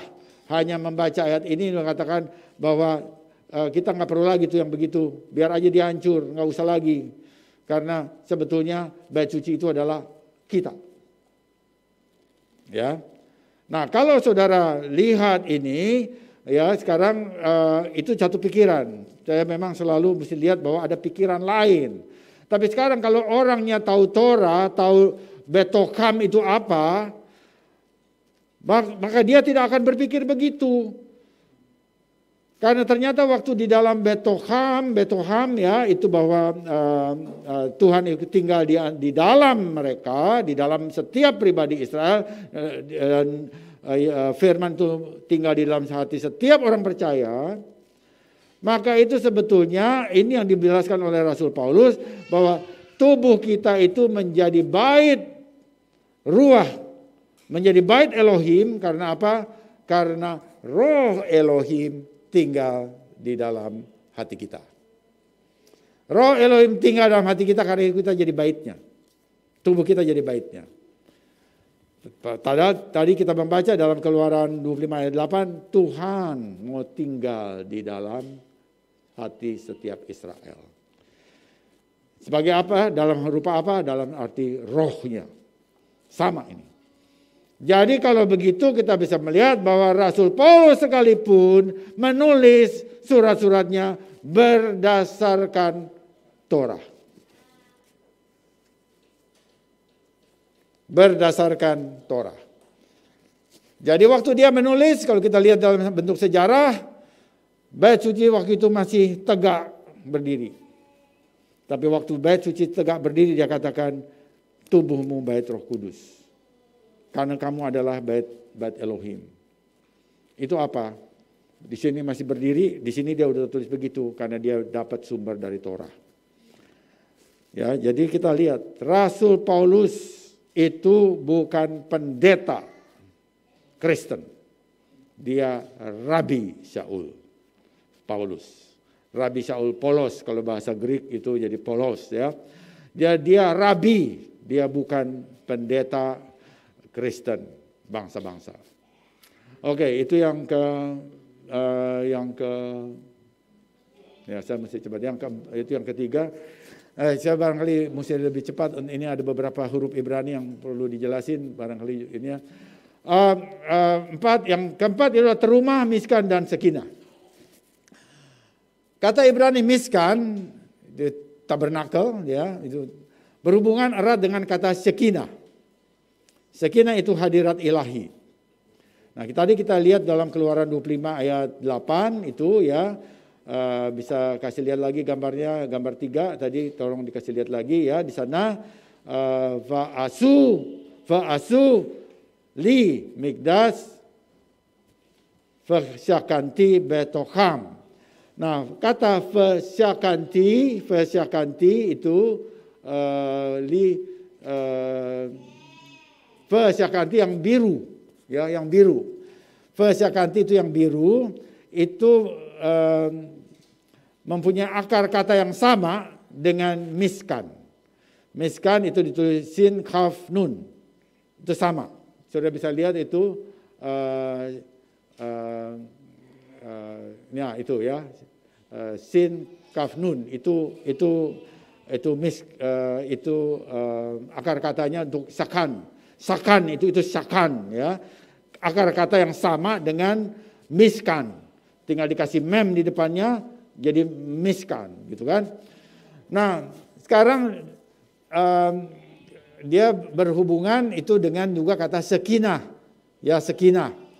Nah, sekarang di mana sekinah mau tinggal? Tadi dijawab ya, kita udah membahasnya, itu Betokham di dalam mereka. Jadi kita bisa melihat ya bahwa Tuhan memang ingin tinggal di dalam umatnya, di dalam umatnya. Dia tidak perlu sebetulnya semua rumah-rumah fisik. Dia punya segala sesuatu, tetapi dia kasih lambang. Karena orang-orang Israel, manusia itu juga perlu lambang, Tuhan gak kelihatan, jadi dia kasih lambang. Apakah itu rupanya? Bukan, itu tempat tinggalnya, begitu ya. Nah, ini setara dengan Yesaya 66 ayat 1 bilang begini. Beginilah firman Tuhan, langit adalah tahtaku dan bumi adalah tumpuan kakiku. Rumah apakah yang akan kamu dirikan bagiku? Dan tempat apakah yang akan menjadi perhentianku? Nah, jadi dia katakan, oh apa? Semuanya aku punya. Nah, tetapi Tuhan ingin melakukan sesuatu misi terhadap bangsa Israel, supaya bangsa Israel itu dia menyadari bahwa Tuhan ada, jadi dikasih satu rancangan Israel untuk melakukan tindakan nyata. Tindakan nyata itu memberikan terumah. Memberikan terumah supaya itu lalu Israel melakukan sesuatu, di situ ada keputusan, di situ ada emosi ya tercurah dengan tindakan. Dan itu artinya mereka bisa melihat ada sesuatu yang nyata yang mereka berikan untuk Tuhan. Jadi Keluaran 25 ayat 3 sampai 8 itu ya memberikan indikasi praktis bagi kita untuk memenuhi ciri-ciri yang Tuhan inginkan, dan dalam ciri-ciri itulah dia mau tinggal. Jadi itu bukan ciri Tuhan, tapi ciri-ciri sifat atau nilai, kita katakan itu. Nilai, value, misalnya emas, itu raja. Bahwa Tuhan itu raja. Tapi apakah Tuhan perlu emas? Tidak perlu. Tapi value di dalam emas itu ada. Emas itu dipakai oleh raja. Mata raja itu emas, bukan loyang, begitu ya. Nah, jadi kita bisa melihat value-nya. Semua benda-benda itu ada value-nya. Dan karena lalu Tuhan supaya mengajar sifat Tuhan seperti apa yang Tuhan inginkan, maka Israel disuruh membawa barang-barang atau terumah persembahan yang mencerminkan nilai-nilai yang luhur, yang tinggi. Nah, Israel harus membawa apa ini? Jadi Israel mengatakan, oh Tuhan ada, tahu, aku percaya Tuhan. Banyak bilang begitu, aku percaya Tuhan. Tapi tidak pernah lakukan apa-apa untuk Tuhan. Aku percaya Tuhan, tapi aku tidak pernah melakukan apa-apa untuk Tuhan. Nah, itu enggak lengkap. Orang Ibrani enggak begitu. Tuhan juga tidak menginginkan begitu. Jadi kalau tahu Tuhan, maka Tuhan kasih tanggung jawab. Kalau kita tahu bahwa ada Tuhan, maka kita mesti lihat bahwa Tuhan memberikan atau dia memerintahkan sesuatu. Dia ingin tinggal di tengah umatnya, bahkan di dalam diri kita, dan ini adalah tanggung jawab kita. Dan ini bukan tanggung jawab Tuhan. Tanggung jawab kita. Nah, jadi apa artinya? Kalau kita ingin mendapatkan sakinah, kemuliaan Tuhan yang tinggal, yang diungkapkan, kemuliaan Tuhan yang disingkapkan dalam hidup kita, maka kita perlu membangun miskan. Miskan apa ya? Badan saudara, hidup saudara. Itu harus dibangun supaya Tuhan tinggal di sana.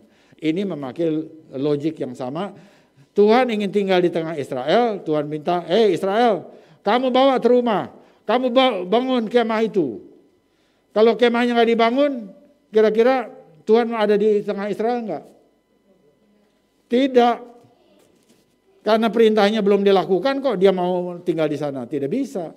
Jadi Tuhan ingin perintahnya dilakukan lebih dulu, baru dia tinggal. Baru dia ungkapkan kemuliaannya. Dengan perkataan lain, dilihat dari sisi kita, waktu Tuhan perintah, maka dimensi tanggung jawab di dalam diri kita mesti maju. Mesti maju, ada tanggung jawab. Kalau kita nggak mau memikul tanggung jawab itu, ya Tuhan tidak akan memberikan langkah berikutnya. Ya, kita mau diberkati oleh firman Tuhan. Kita nggak pernah baca Alkitab. Kita mau dijawab oleh Tuhan. Kita nggak pernah doa. Nggak ada tanggung jawab itu namanya. Kok bisa enak-enakan bisnis berhasil, sekolah hebat dan sebagainya. Nggak ada doa, nggak ada belajar, ya nggak bisa. Tanggung jawab itu namanya. Nah, ini perlu sekali bahwa kita sebagai umat Tuhan tuh punya tanggung jawab. Bahwa memang kita dikasih anugerah, diajarkan di sini. Hen dan Hesed. Tetapi Tuhan juga ingin kita punya tanggung jawab. Israel diajar tanggung jawab. Israel diajari tanggung jawab, dan sementara bangsa-bangsa itu diajari terlalu banyak tekanannya pada kasih karunia, kepada grace, sampai akhirnya menjadi grace yang murahan. Ya, nggak ada tanggung jawab. Semuanya mau ada di sana, lalu semuanya itu urusan Tuhan, semuanya Tuhan, nggak ada tanggung jawabnya. Tidak begitu. Kita sebagai umat Tuhan, Israel dia ajari tanggung jawab, dan karena itu kita juga perlu melakukan tanggung jawab kita setelah Tuhan memerintahkan. Jadi kita tidak boleh menjadi umat yang disebut dengan itu NATO, ya, no action talk only. Jadi kita ingin dapat sesuatu tapi kita nggak ada action, cuma ngomong-ngomong aja sebentar lalu tidak ada action. Kita mesti bertindak, dan tindakan itu didorong oleh tanggung jawab, didorong oleh iman. Nah, Israel waktu dia mereka diberi Torah, itu mereka mengatakan naase venisma, kami lakukan, itu tindakan. Dan kami dengar, baru setelah dia melakukan dengan tindakan, baru dia coba cari pengertiannya, dengar. Jadi itu artinya juga, naase venisma artinya sekalipun kami belum mengerti, kami lakukan. Nah, itu luar biasa. Itu satu sikap yang luar biasa, dan itu dipegang terus, ya. Sayang, saya katakan ada sayangnya. Bahwa orang-orang yang mengatakan itu dipengaruhi situasi lingkungan, mereka menggerutu. Karena mereka menggerutu, mereka nggak bisa melakukannya, nggak benar, karena mereka menggerutu. Dan itu sikap. Padahal mereka udah sampai pada pengertian yang benar, tapi kemudian dipengaruhi lingkungan jadi menggerutu, sehingga tidak bisa melakukan apa yang diperintahkan. Akibatnya mereka yang sudah melihat kemuliaan Tuhan di Sinai, tetapi mereka tidak pernah masuk ke tanah perjanjian karena sikap menggerutu. Ya, saya kira itu, ya. Dan baik, saya melihat di sini perintah. Coba kita lihat sedikit tentang perintah. Perintah itu ada ada perintah, mitzvah. Mitzvah itu mempunyai dua akar kata Ibrani. Barangkali saya mesti sampaikan ini karena ini pernah ditulis di dalam renungan Hayom, tapi saya rasa kemungkinan itu ada orang baca sebentar lupa, begitu, ya. Saya mesti dikotbahkan. Jadi kata mitzvah itu diterjemahkan perintah. Dan kata mitzvah itu dari safah, akar kata safah bahasa Ibrani, ya, safah. Jadi tetapi kemudian juga ada akar yang lain, yaitu akar mitzvah itu juga berasal dari akar kata safta. Tulisannya mirip, tetapi ada bedanya, ekornya di belakang, ta, ya. Jadi safta. Safta, dan itu apa artinya? Safta itu kebersamaan. Bahwa waktu Tuhan memberikan perintah, maka sebetulnya dia ingin bersama dengan umatnya. Jadi waktu kita melakukan perintah, maka kita bersama dengan Tuhan artinya. Jadi biasanya kita melakukan perintah, waduh diperintah lagi, instruksi. Lalu seakan-akan kita di bawah Tuhan, di bawah gitu, di bawah perintah, di bawah sesuatu. Diperintah nggak mau diperintah. Tapi dalam bahasa Ibrani perintah itu kebersamaan. Jadi waktu Tuhan perintah dia ingin bersama dengan umatnya. Waktu umatnya melakukan perintah dia ingin bersama Tuhannya. Karena waktu kita melakukan perintah Tuhan bersama dengan kita. Itu kebersamaan. Nah, jadi coba kita lihat contoh, ya, mitzvah. Salah satu mitzvah adalah melakukan ibadah setiap Sabat di akhir pekan. Itu mitzvah. Kuduskanlah hari Sabat. Peliharalah hari Sabat. Jadi kalau kita lihat perintah ini, maka kita mau bersama dengan Tuhan, maka kita lakukan. Karena kita mau bersama dengan Tuhan. Waktu kita melakukan perintah Tuhan, kita bersama dengan Tuhan. Itu makna dari perkataan, dari akar kata safta.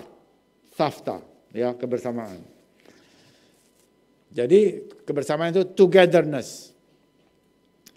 Nah sekarang juga gini, satu lagi, saya ini karena tadi ini dalam khotbah terumah, kita juga dalam situasi COVID, lalu tadi kita udah mendengar ada Ma'aser Ani perpuluhan orang miskin. Ulangan 14 ayat 28. Jadi waktu Tuhan juga memerintahkan begitu, maka kita juga melakukan, ya kita bersama dengan Tuhan, tapi juga waktu kita lakukan itu untuk orang miskin, itu artinya kita juga bersama dengan mereka. Waktu kita lakukan perintah Tuhan itu, kita juga bersama dengan orang yang menerima apa yang Tuhan perintahkan. Jadi kita lihat perintah Tuhan itu adalah kebersamaan kita bersama dengan Dia. Kebersamaan menunjukkan bahwa Tuhan menginginkan kedekatan hubungan dengan ciptaannya.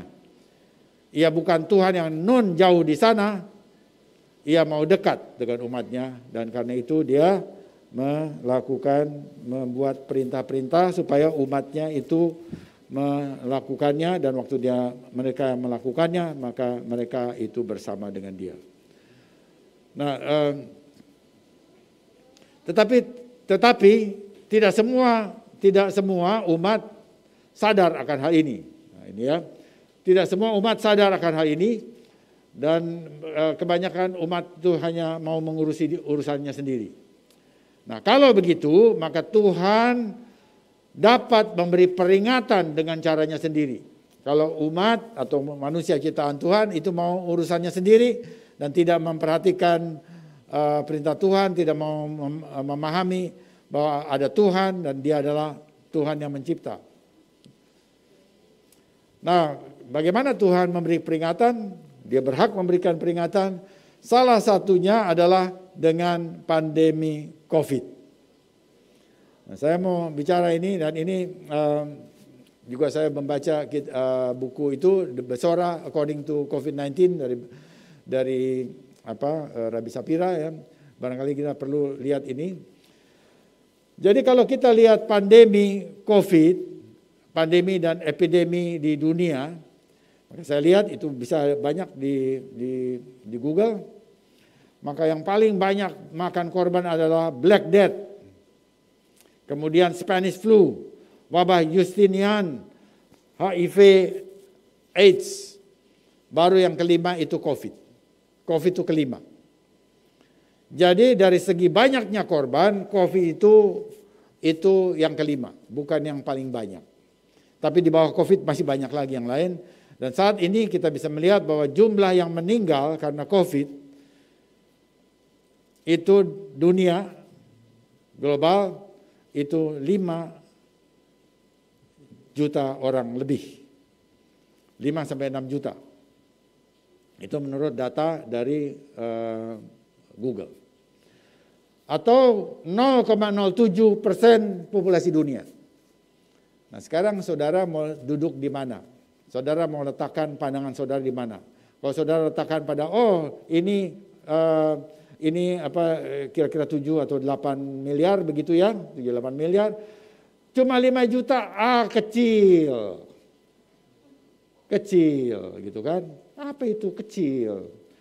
Tapi sekarang saudara mau tempatkan duduk saudara di keluarga yang salah satu anggotanya meninggal gara-gara COVID. Kalau dia adalah orang tua dengan 1 anak, bapaknya meninggal, berapa persen itu? Ya, 1 dari 3. Ada juga yang kita lihat bapak ibunya meninggal, tinggal anaknya. Ada banyak kasus. Jadi di mana saudara mau taruh diri saudara? Saya belajar statistika. Major saya statistika, S1 saya. Nah, jadi saudara, bahwa kita tidak bisa main-main sama ini. Dan jangan main statistik. Statistik itu bisa seperti ini ya, dimensi-dimensi gitu, dan kita bisa lihat. Nah, jadi kita bisa lihat, ini satu hal yang ingin saya sampaikan, bukan jumlah-jumlah, tapi kita lihat ada dampak sosial ekonomi politiknya. Bahwa dari wabah-wabah yang ada, dampak sosial politiknya itu yang paling luas, ternyata itu COVID. Walaupun dia dari segi jumlah kematian dia nomor 5. Tetapi dampak sosial, ekonomi, politiknya itu paling luas adalah COVID. Kita lihat. Semua tempat ibadah, ini sosialnya. Ekonomi kita lihat banyak yang merosot ya. Tapi sekarang kita lihat sosial, budaya, agama. Semua tempat agama apapun di dunia ini terdampak. Mau Yahudi, Kristen, Islam, Buddha, Hindu, Sinto, semuanya terdampak. Gara-gara COVID. Itu nggak pernah ada, di Black Death nggak ada yang begitu. Black Death itu satu di mana? Di Eropa. Indonesia nggak ada apa-apa, nggak ada masalah. Nggak ada Black Death di Indonesia.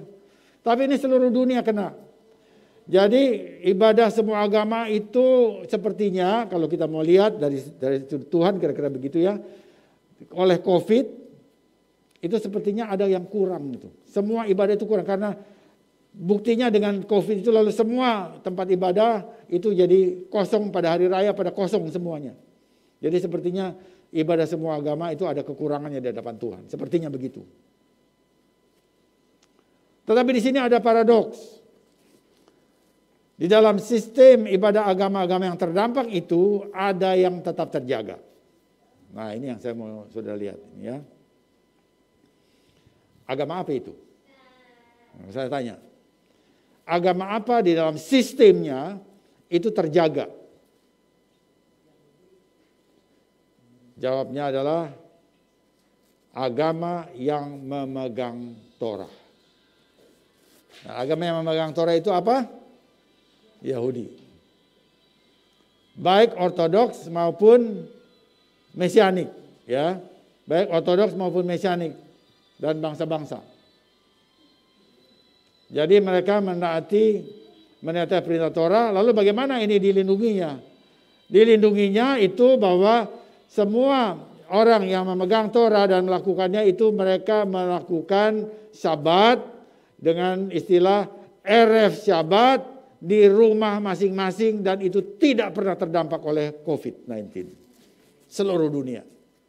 Sementara sinagognya kena, gerejanya kena, masjidnya kena, kuilnya kena, ya, wiharanya kena, terdampak. Tapi Erev Syabat dalam keluarga Yahudi dan Mesianik yang melakukannya, yang taat Torah melakukannya tidak kena. Jadi mereka terlindungi secara rohani. Dan karena menaati perintah Syabat dari Adonai Elohim.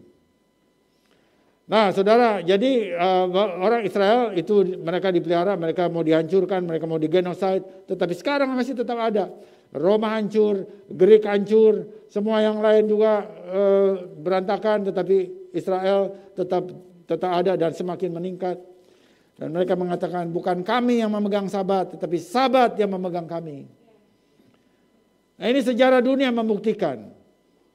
Jadi saya ingin dalam kesempatan ini ya kita lihat bahwa kita perlu menjalankan Erev Syabat setiap Jumat petang. Lakukan itu, ini sesuatu yang luar biasa yang dari Tuhan taruh hanya di lingkungan Israel. Atau orang yang taat Torah dalam arti seperti melakukannya seperti orang Israel. Bukan Sabat tapi cuma bukan melakukan Sabat tapi cuma datang ke gereja gitu loh. Hari Sabtu pagi ke gereja, tapi di rumahnya nggak pernah bikin Erev Syabat. Bukan itu. Dan Tuhan mengatakan ya, Tuhan mengatakan bahwa Tuhan akan membawa orang yang melakukan Sabat itu melampaui puncak-puncak bukit dengan kendaraan berkemenangan. Saya baca Yesaya 58 ayat 14 ya supaya lebih cepat. Maka engkau akan bersenang-senang karena Tuhan dan aku akan membuat engkau melintasi puncak bukit-bukit di bumi dengan kendaraan kemenangan. Kalau dibaca dari sana itu 13 awalnya aja apabila engkau tidak menginjak-injak hukum Sabat dan tidak melakukan urusanmu pada hari kudusku. Itu bicara tentang Sabat. Jadi saudara lihat di sana pentingnya ini. Nah ini perintah itu. Ini perintah. Jadi waktu Tuhan perintah, dia ingin bersama dengan saudara dan saya. Tapi saudara tidak lakukan perintah itu, jadi saudara nggak bersama dengan Tuhan. Dalam urusan perintah itu, saudara bilang, oh aku dengar aku terus ikutin hamba-hamba Tuhan dari seluruh dunia, karena semuanya ada di YouTube. Tapi saudara tidak lakukan perintah Tuhan. Lalu apa motivasinya? Mau dengerin khotbah di seluruh dunia pakai YouTube, tetapi perintah Tuhan tidak lakukan. Lalu apa? Ya, kita mesti ini nih di zaman COVID ini ya, ketika kita kurang kontak satu sama lain, lalu setiap orang tuh bisa membuat semacam pemecahan untuk dirinya sendiri, tetapi kemudian lupa bahwa tentu saja firman Tuhan, khotbah-khotbah di YouTube itu ada juga ayat Alkitabnya, bisa, tetapi hal yang praktis seperti ini kenapa dilewatkan? Karena itu lalu kita tidak menerima berkat di dalam keluarga kita. Ya, saya kira ya itu ya, dan saya akan lompat kepada bagian yang lain sesuai dengan waktu. Kita lihat ini satu poin lagi yang saya rasa ini bagus kita perhatikan pada tahun ini. Terumah, yang hanya saya lompat ke catatan saya ini yang terakhir ya. Terumah dan anak lembu emas. Saya lewati beberapa poin, sekarang masuk ke terumah dan anak lembu emas. Ketika kita membaca kitab Keluaran, kita membaca bahwa umat Israel memberi persembahan emas 2 kali. Perhatikan ya.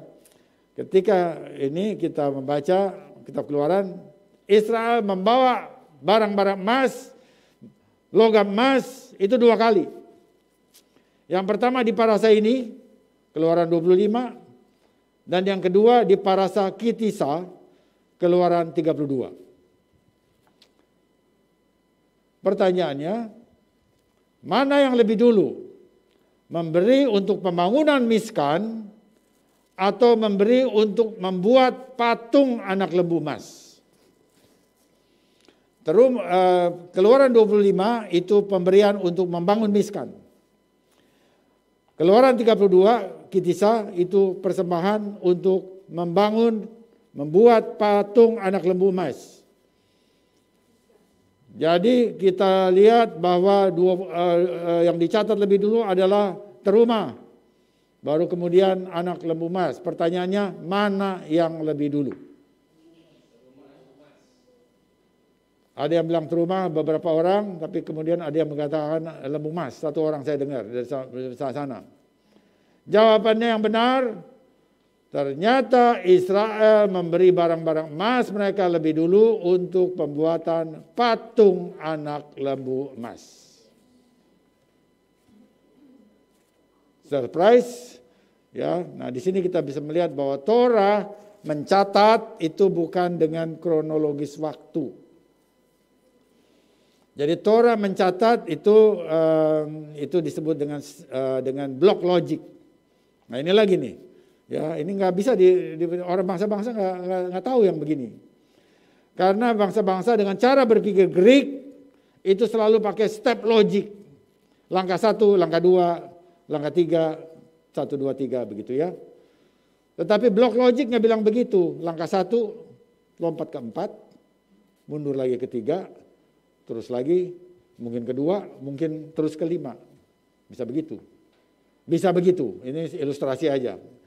Nah, itu terjadi di sini, ya di sini. Nah, karena itu saya mau kasih ya kita boleh lihatlah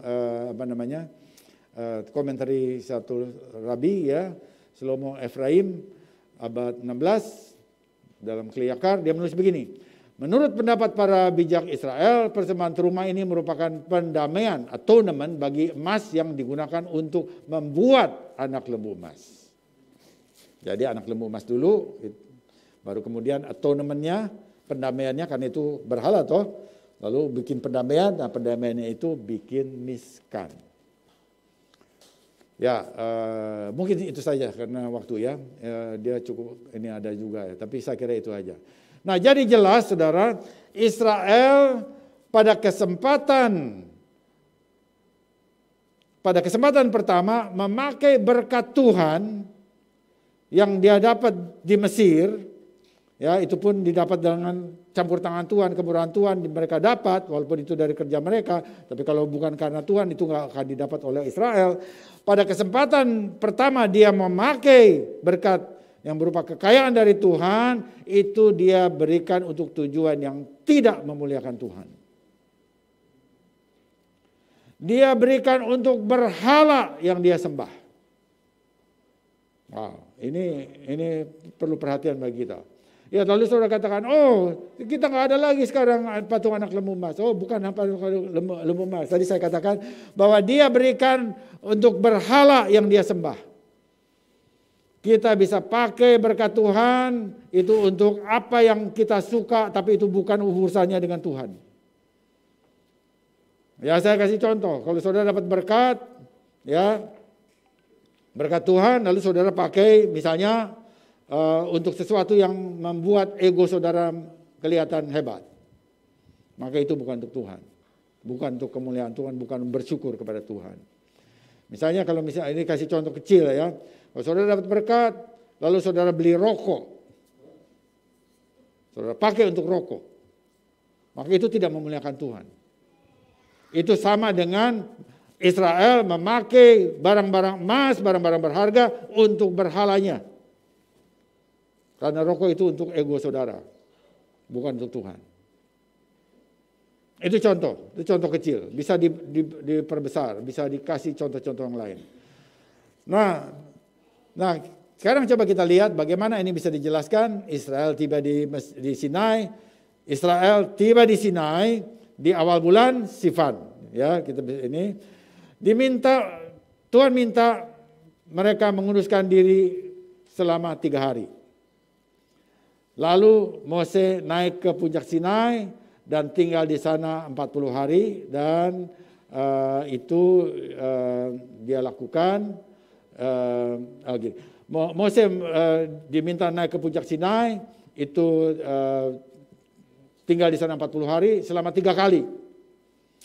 Dan yang pertama, setelah Tuhan minta Israel menguduskan diri 3 hari itu, lalu Mose naik ke puncak Sinai. Dan tanggal 6 Sivan, yang pertama kali dia naik ke sana, tanggal 6 Sivan, itu menurut hitungan kalender Ibrani dari para rabi, Mose menerima 2 loh batu Asar Hadefarot di puncak Sinai. 6 Sivan. Dan terus tinggal di sana selama 40 hari. Jadi dia turun untuk bertemu dengan Israel tanggal 17 Tammuz. Waktu dia turun, dia lihat Israel sedang menari-nari di sekeliling patung anak lembu emas. Jadi anak lembu emasnya udah ada di situ. Ya, nggak ada kesempatan untuk bikin miskan, nggak ada. Dia baru naik ke atas. Nah, di mana dia bisa bicara sama Israel? Bikin miskan, nggak ada. Dia turun, dia lihat itu udah patung anak lembu emas sudah jadi. Waktu itu dia marah. Dan dia buang itu 2 loh batu itu diperingati pada tanggal 17 Tammuz sampai hari ini. Setiap 17 Tammuz orang itu mengingat bahwa Mose memecahkan 2 loh batu. Belum ada miskan. Dia naik lagi. Tanggal 18 Tammuz dia naik ke puncak Sinai. Dan turun tanggal 29 atau 30 Av, itu tergantung dari kalendernya, apa bulan Kabisat atau bukan, tanggal Kabisat atau bukan. Dan untuk apa? Dia turun untuk mengambil 2 loh batu yang baru, lalu naik lagi tanggal 1 Elul. Ya, tanggal 1 Elul. Tanggal 1 Elul tambah 40 hari sampailah pada 10 Tisri. Itu adalah hari raya Yom Kippur. Tuhan pada waktu itu Tuhan kasih 2 loh batu baru Asar Hadefarot. Tadi batunya udah diambil, tadi tanggal 7 dia naik lagi tanggal 1 Elul dia naik lagi udah bawa batu baru. Kemudian pada tanggal 10 Tisri hari Yom Kippur dia Tuhan kasih ditulis lagi yang baru dengan jari Tuhan. Sehingga dia bawa 2 loh batu Asara Hadefarot yang baru. Nah, baru sesudah itu Mose punya kesempatan untuk minta terumah kepada bangsa Israel Seperti tadi yang ditulis oleh Rabbi Shlomo Ephraim. Itu dia abad 16-17. Jadi kita lihat di sini bahwa Torah, dia kalau dia mencatat, dia tidak memakai step logic tapi pakai block logic. Dan karena itulah maka ada orang mengatakan ini apa sejarah? Bukan itu Torah. Oh, bukan persis sejarah seperti yang diketahui umum, karena orang-orang bikin buku sejarah itu pakai step logic. Sementara ini pakai block logic. Tetapi apakah ini historical? Historical, karena ini semuanya itu terjadi. Bukan sesuatu yang ada di Gunung Olympus dan di Olimpiade dewa-dewa itu, tidak. Itu kan sesuatu yang mereka percaya. Jelas mereka percaya itu.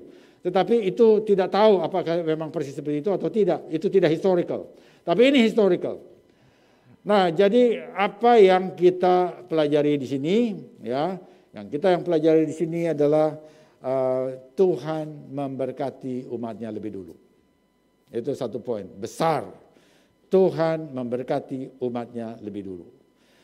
Nah, berkat Tuhan itu pada kesempatan pertama harus dipakai untuk memuliakan Tuhan. Bukan untuk membiayai berhala pribadi, kepentingan egois, baik keluarga maupun komunitas yang meninggikan nilai-nilai duniawi. Itu kita mesti belajar dari sini. Kita belajar dari apa yang dilakukan oleh Israel. Israel kasih itu ke patung lembu emas lebih dulu. Karena pengaruh dari orang-orang tertentu. Nanti kita akan sampai ke sana. Nah, berkat itu perlu dipakai, dari Tuhan itu perlu dipakai untuk apa? Untuk keluarga. Agar keluarga kita bisa menjadi saksi-saksi Tuhan, ya, dengan apa? Dengan pendidikan yang baik, dengan hal-hal yang membangun keluarga. Dipakai untuk mendukung penyebaran pengajaran Torah. Berkat Tuhan dipakai untuk membantu mendukung pengajaran Torah, untuk membangun komunitas Torah, untuk membantu orang-orang yang membutuhkan. Nah, itulah yang semuanya diperintahkan Tuhan. Waktu kita memakai berkat Tuhan dengan cara yang seperti Tuhan kehendaki, kita bersama dengan Tuhan. Waktu kita melakukan perintah Tuhan, kita bersama dengan Tuhan. Lalu ada ada satu kutipan dari Hasidic Master bilang begini. Dia bilang begini. Setiap entitas yang diciptakan memiliki percikan keilahian, spark of godliness. Ya, itu biasa dipakai. Spark of godliness itu selalu dipakai dalam literatur rabbinik. Jadi ada satu dimensi hal-hal yang dari Tuhan yang ada pada setiap entitas yang Tuhan ciptakan. Ya, itu bisa kita terima. Tapi bukan Tuhan, ya, bahwa ciptaan itu Tuhan, bukan. Tetapi ada sparknya, ada percikan keilahian di dalamnya. Setiap entitas yang diciptakan memiliki percikan keilahian di dalamnya. Titik keilahian tersebut membentuk jiwa, yaitu fungsi dan desain spiritualnya. Ketika kita menggunakan sesuatu untuk melayani Sang Pencipta, kita menembus cangkang keduniawiannya atau klipot, menyingkapkan esensi ilahinya. Jadi waktu kita memakai sesuatu untuk melayani Tuhan, maka kita sampai kepada nilai luhur yang Tuhan kasih dalam benda itu atau juga di dalam kehidupan kita. Itu maksudnya ini, ya.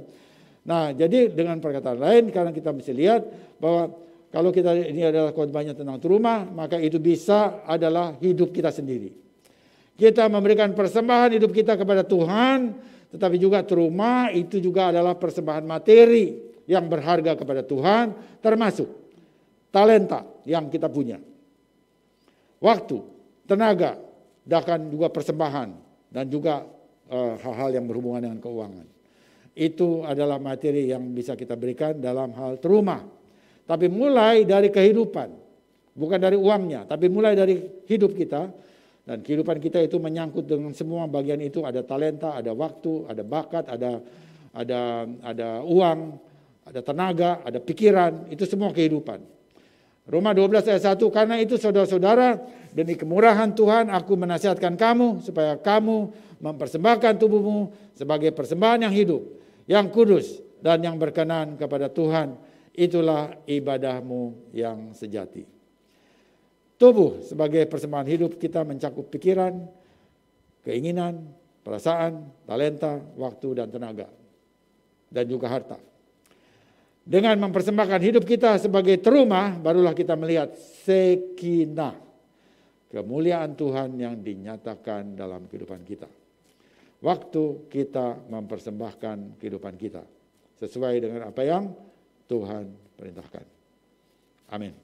Mari kita bertunduk kepala dan kita berdoa. Bapa dalam surga, terima kasih ya Tuhan untuk Torah yang Tuhan sudah berikan. Terima kasih untuk firman-Mu yang berbicara kepada kami dengan begitu banyak segi ya Tuhan. Kami mohon ya Tuhan, Engkau membukakan hati dan pikiran kami, supaya Torah dapat masuk di dalam hati kami, supaya Torah boleh menjadi bagian dari roh kami, sehingga kami boleh menjadi umat yang mencerminkan bahwa hidup kami adalah hidup kami sudah diubah oleh Tuhan, hidup kami dibentuk oleh firman Tuhan, bahwa Tuhan yang kami sembah adalah Tuhan yang hidup, bahwa Tuhan yang kami sembah adalah Tuhan yang peduli kepada kehidupan umatnya, Tuhan yang kudus, Tuhan yang patut dimuliakan dan disanjung. Terima kasih Bapak, segala puji hormat bagi nama Tuhan. Biar kiranya Tuhan Ruach Kodes akan terus berbicara kepada kami, supaya kami boleh menjadi bait Elohim, menjadi rumah Elohim ketika Ruach Kodes memimpin kehidupan kami bagi kemuliaan Bapa di surga. Haleluya, dalam nama Yesus Masiah kami berdoa dan mengucapkan syukur. Amin.